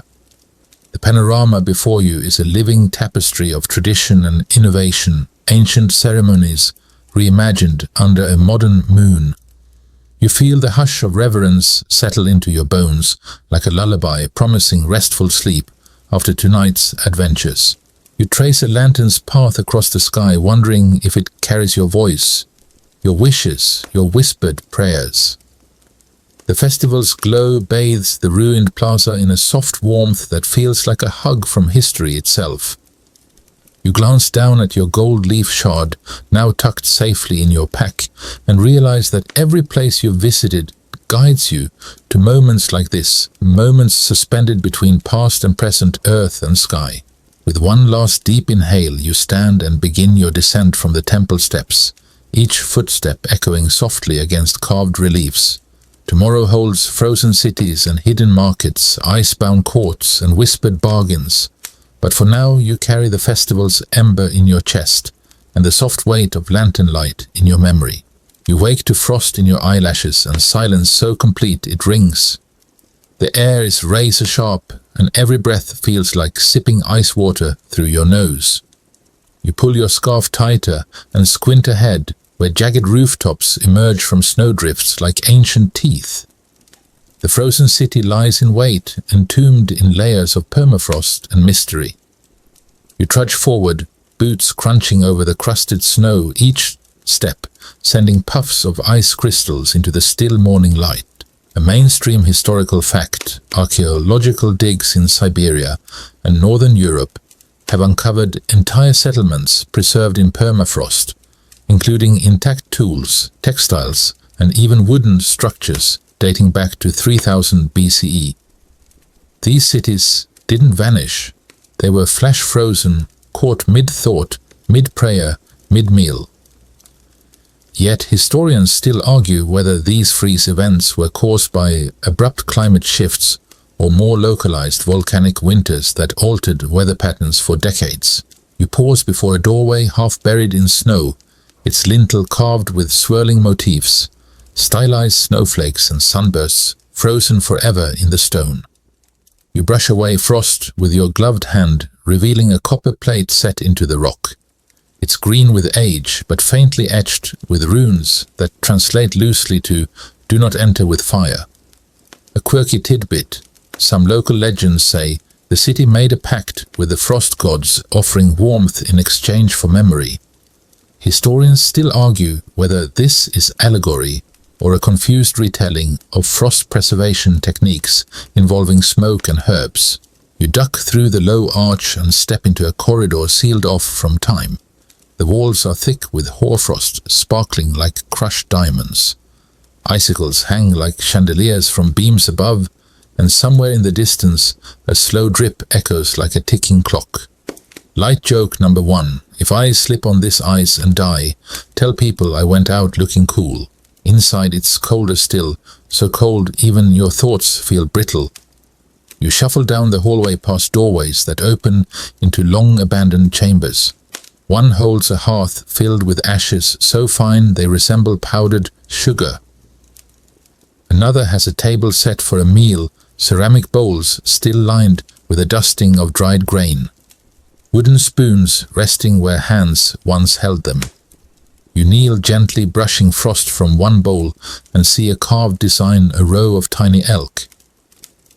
A mainstream fact, some of the best preserved foods ever discovered were found in permafrost, including meat grains and even yogurt-like dairy sealed in leather pouches. Yet historians still argue whether these meals were everyday fare or ritual offerings meant for the dead. You rise and continue deeper into the city. Icicles grow longer here, some curling like claws from eaves and window frames. You approach the main square, an open expanse where once markets bustled and voices echoed. Now only silence reigns, interrupted only by your breath and the faint crackle of shifting ice beneath stone. Statues stand here, their forms obscured by snowdrifts, but their stances remain regal. You approach one, a robed figure holding an orb, and realize the orb is solid ice, perfectly smooth. A quirky detail, some believe the orbs were natural ice formations. Others claim they were created using ancient techniques involving wind and salt vapor. Historians still argue whether this was functional magic or decorative superstition. You cross the square and step into a grand hall where the roof has partially collapsed. Sunlight filters through gaps, bouncing off ice-covered beams to create a mosaic of cold fire on the walls. Along one side, benches are frozen in place, arranged around a central slab that might have been a throne, an altar, or a feast table. You run your fingers across its frozen surface and feel the outline of carvings. More runes, this time warning of the silent season. It sends a chill deeper than the weather. Light joke number 2. They say winter is coming. This place says it never left. You laugh softly, the sound absorbed instantly by the walls, as if even the echoes are too cold to move. You pull your scarf tighter and explore a smaller chamber to the side. Here, frost patterns feather across the walls in elegant spirals. You shine your flashlight and realize they're not natural. The spirals form repeating motifs. A sun being devoured by a wolf, a tree uprooted by wind, a river frozen mid-flow. These are not just ice, they are messages carved and filled with water designed to freeze into art. A fringe hypothesis suggests this city's architects worked in tandem with the frost painting, with ice as part of a larger cosmology. Historians still argue if this was intentional or a very lucky weather accident. You leave the hall through a broken arch where the ice is thicker, almost opaque. It forms a kind of tunnel, and you step through cautiously, guided by the soft blue light filtering through the frozen wall. It leads to a crypt or memorial space, an underground chamber encased in frost. Inside lie dozens of carved effigies, laid in rows, each face different, each draped in a fine layer of glittering rime. You crouch beside one effigy and study its features. Narrow eyes, high cheekbones, a serene expression. The arms are folded across the chest, fingers curled around a stone disc etched with concentric circles. Mainstream burial studies suggest these discs may have symbolized eternal return or solar cycles. Yet historians still argue whether they had funerary significance or were merely high-status items buried for prestige. You notice another detail, fine scratches along the edge of the disc, possibly tally marks or a form of calendar. You make a quick sketch in your notebook, your breath fogging the page. Light joke number 3. Nothing like solving a 1,000-year-old riddle with frozen fingers and no Wi-Fi. As you exit the chamber, your steps crunch louder. Snow has begun to fall again, soft and relentless.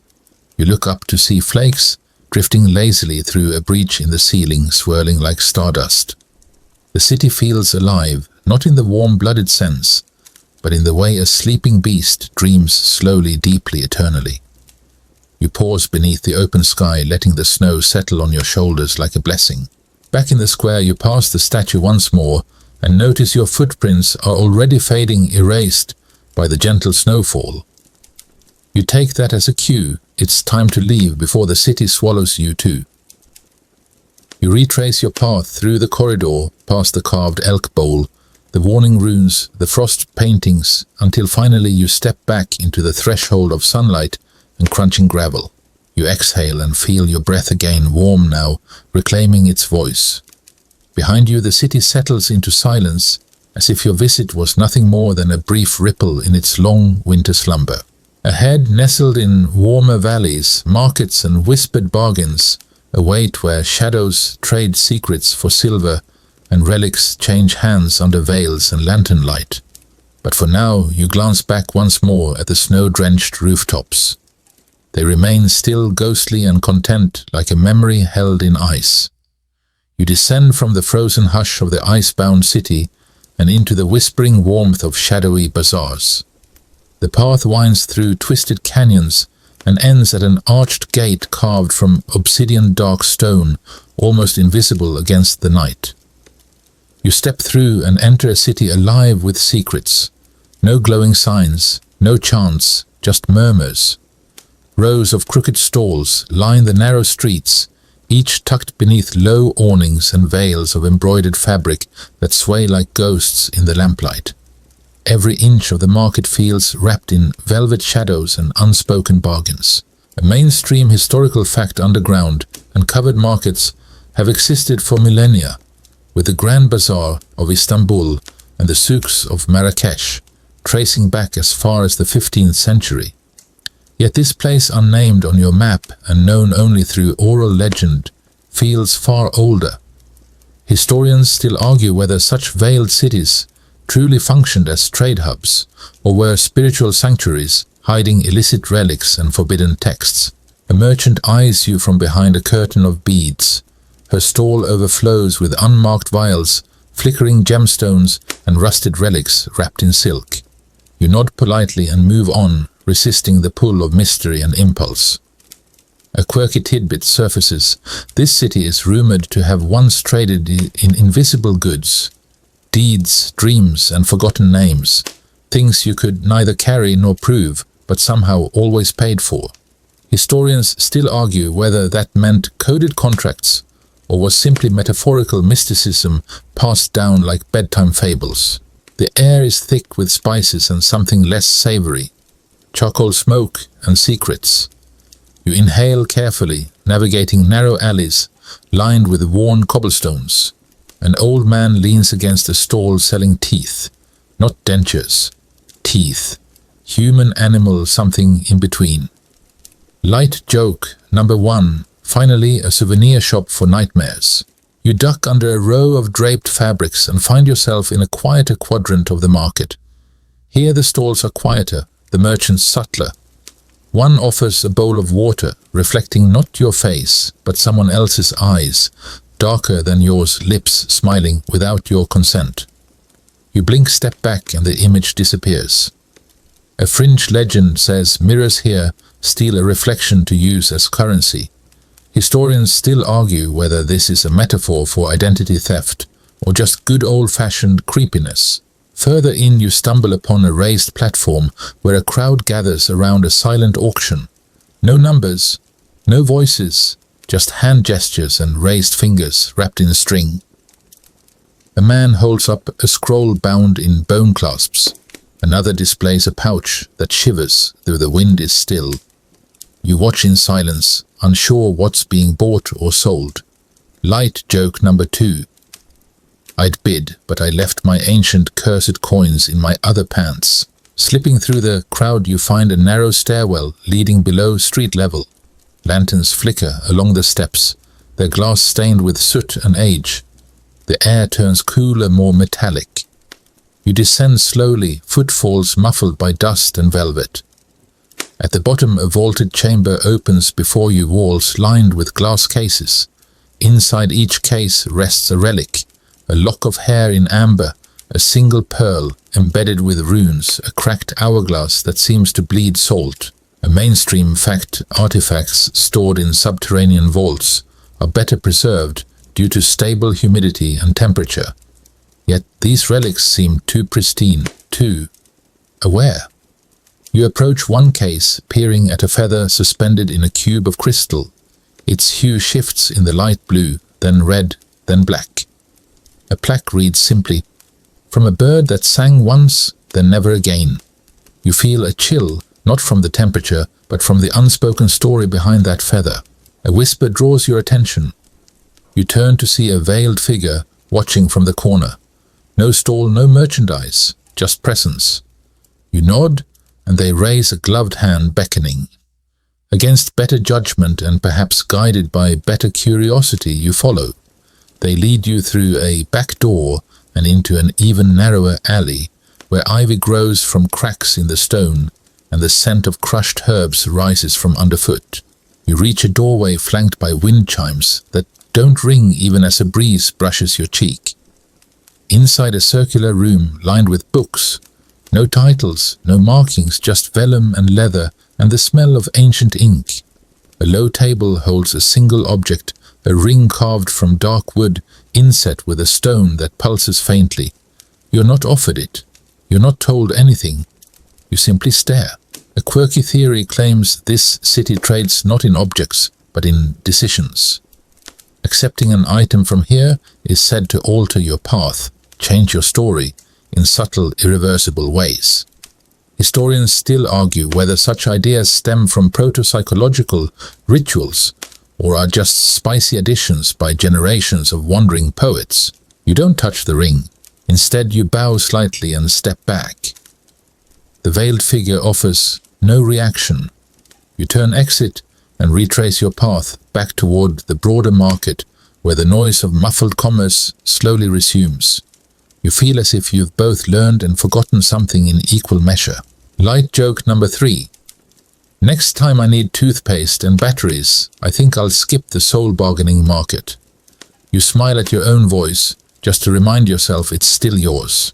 Back on the main thoroughfare, you pass a group of children playing with carved dice that glow faintly when they roll sixes. An old woman sells tea that smells like memory itself. You buy a cup. It tastes like cinnamon and regret.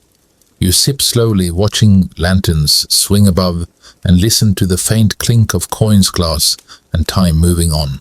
At the end of the street, an archway opens to your next path, up toward a marble palace, once teeming with emperors and dancers, now silent save for the echoes that live in the stones.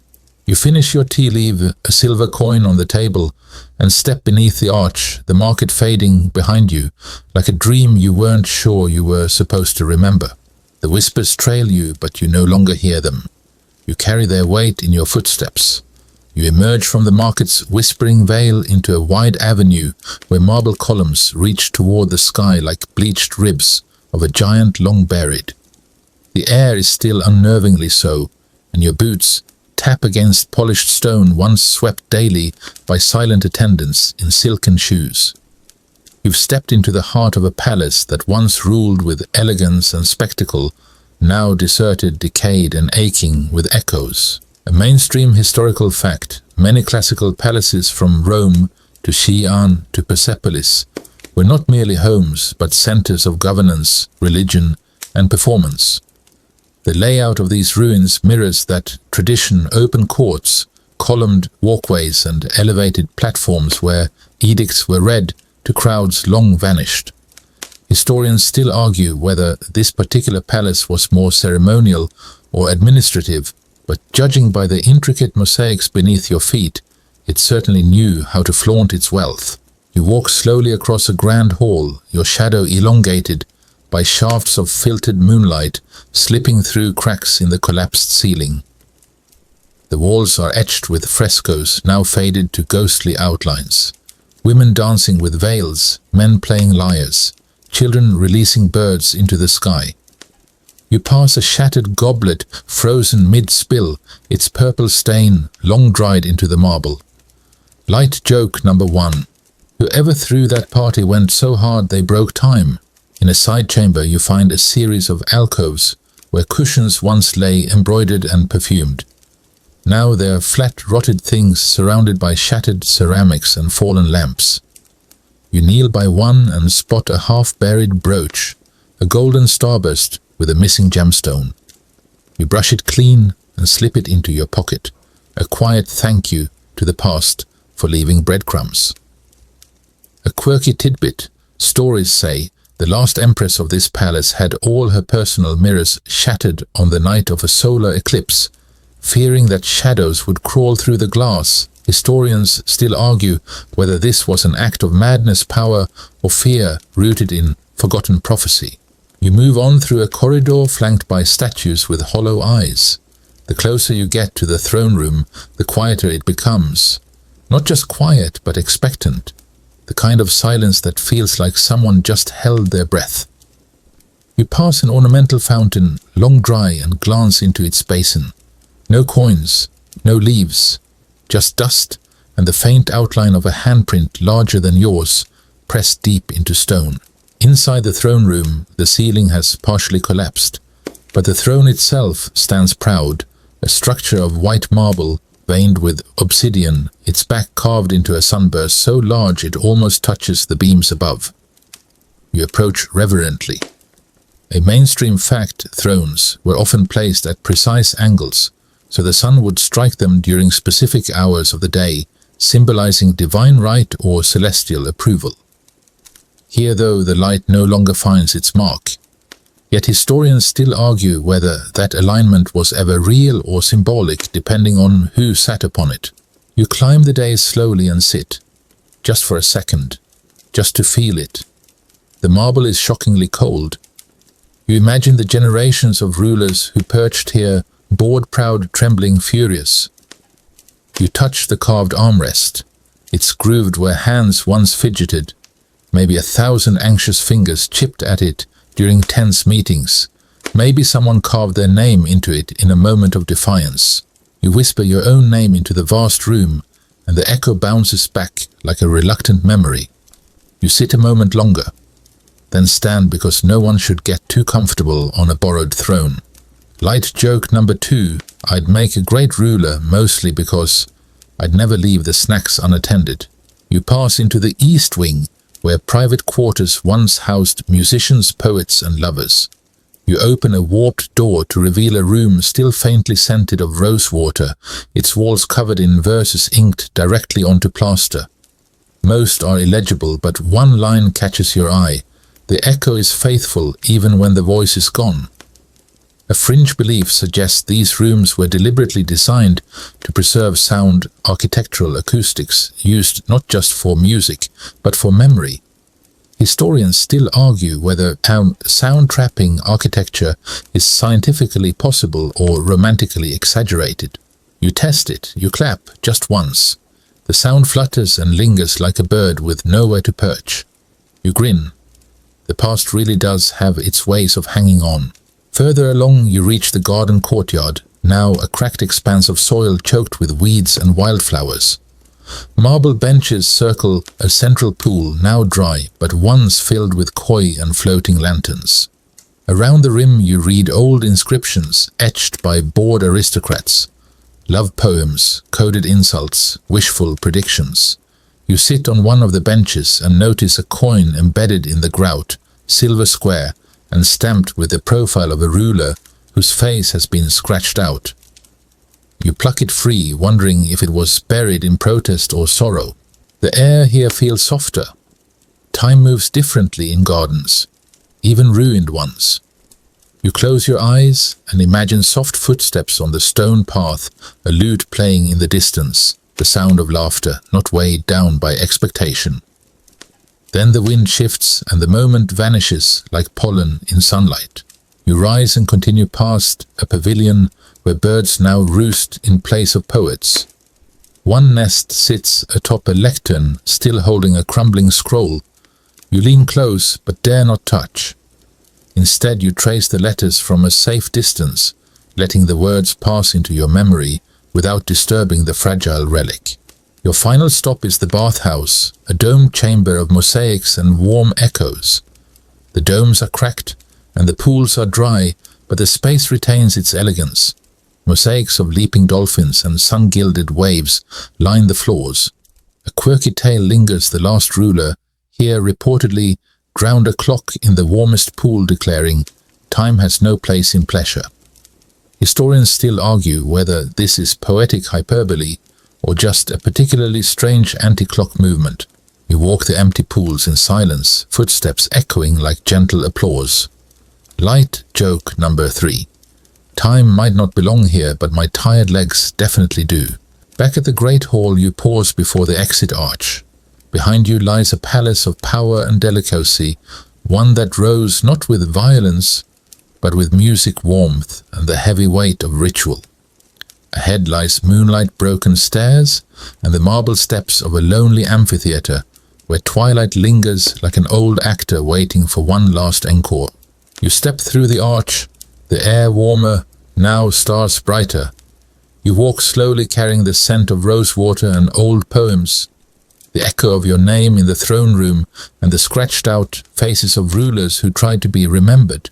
You follow the path down from the palace ruins, feet finding their rhythm on crumbling marble steps, worn smooth by centuries of exit and entry. The moon hangs heavy above you, low enough it seems to skim the treetops ahead. As the last traces of golden spires fade behind you, a hush rises like a curtain, drawing your gaze forward to the amphitheater, half buried, half luminous under starlight. The stones here do not whisper, they exhale. A mainstream historical fact. Ancient amphitheaters, like those in Greece and Rome, were constructed with precise acoustics that allowed even a whisper on stage to reach the furthest row. Standing at the edge now, you marvel at how sound and silence still rule this place.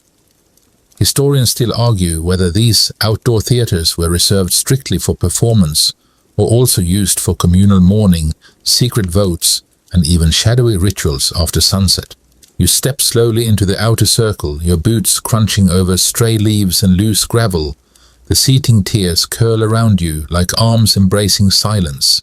You walk down to center stage, if it can still be called that, and stand beneath the ghost of a once grand proscenium. The air is cooler here, as if the stone itself retains the memory of drama, of grief, of laughter that once rang out beneath these stars. You clap gently just once, and the sound flutters outward like a ripple across a pond. Light joke number 1. If I had stage fright, this is where I'd get over it, or dramatically faint in the spotlight. You smile and take a slow bow, just in case the audience of wind and shadows demands it.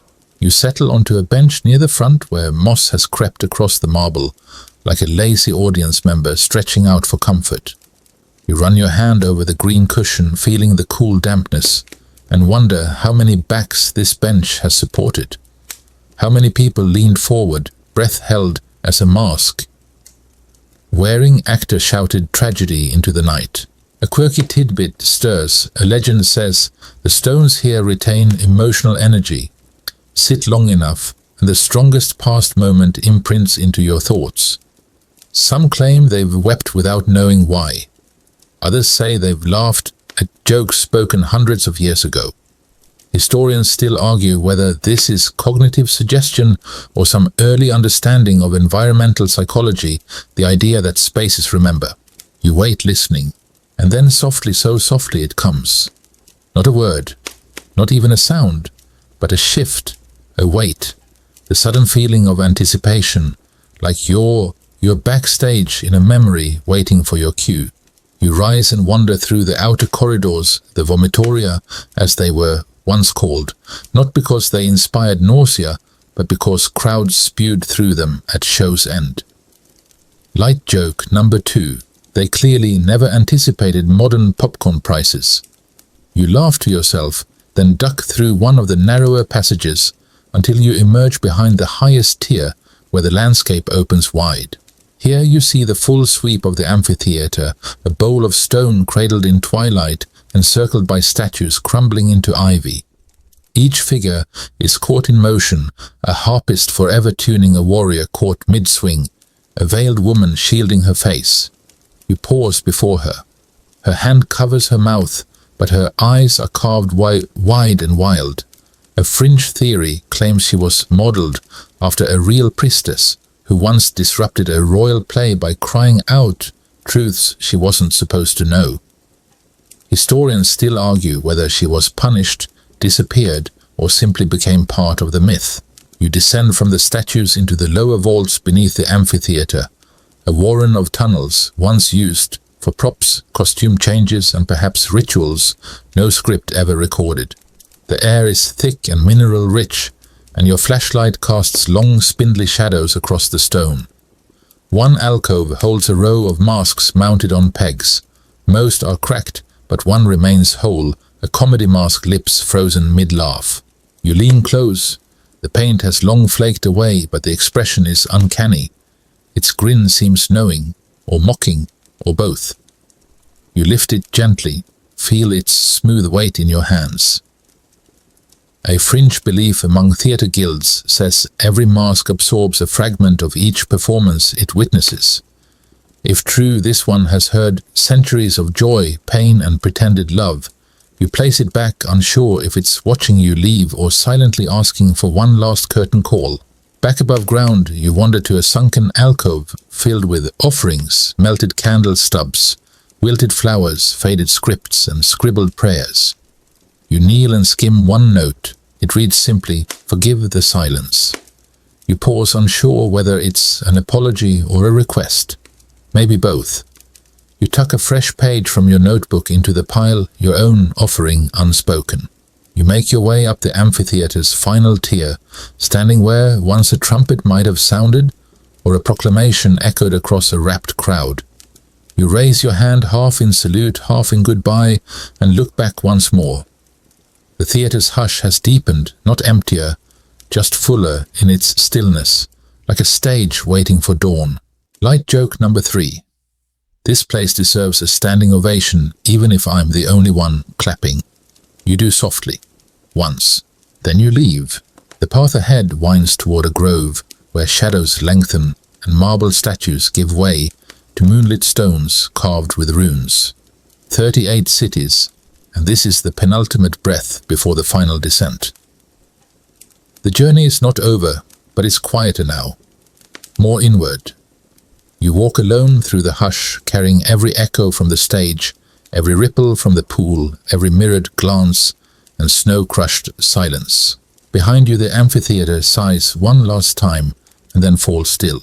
You move softly now. The path winds through a silent grove, where even the moonlight seems reluctant to follow. Stone pines stretch their long fingers above you, casting crooked shadows across the forest floor. Moss cushions your steps. Each breath you take feels ceremonial, like you're exhaling the weight of every city you've passed, sandstone, coral, ice, gold, and glass, now behind you. But not forgotten, never forgotten. A small clearing opens up ahead, and at its center sits the last ruin, an open-air sanctuary cradled by crumbling pillars and flowering vines. The floor is smooth marble veined with silver quartz, catching just enough starlight to shimmer like frost. You step inside and the world stills. No more traders, no more echoes, just you and the end of a very long memory. A mainstream historical fact. Open sanctuaries like this, neither temple nor palace, were often used for solitary rituals or moments of private revelation.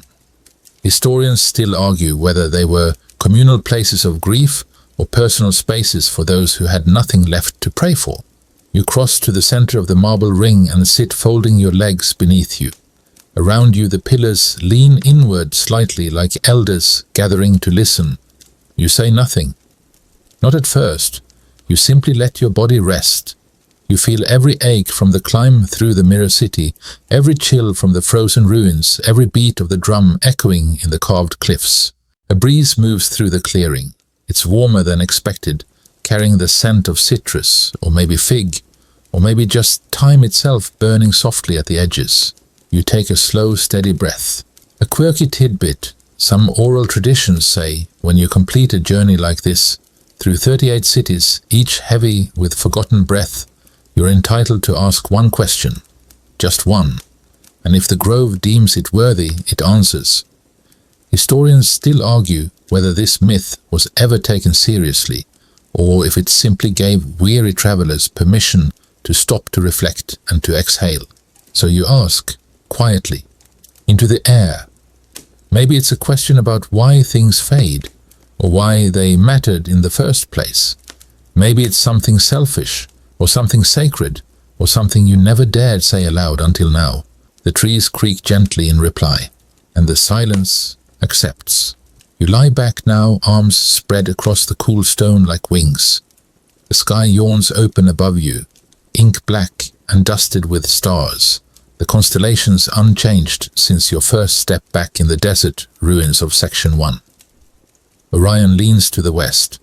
Cassiopeia sits smug on her celestial throne, and the Big Dipper pours itself toward the horizon as if emptying out the last of tonight's dreams. Light joke number 1.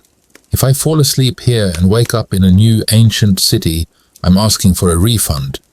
You smile lazily, not expecting a laugh, not needing one. A rustle at the grove's edge catches your ear. Just wind. Or maybe the footsteps of 1,000 people you've never met, whose cities you've trespassed with wonder and reverence.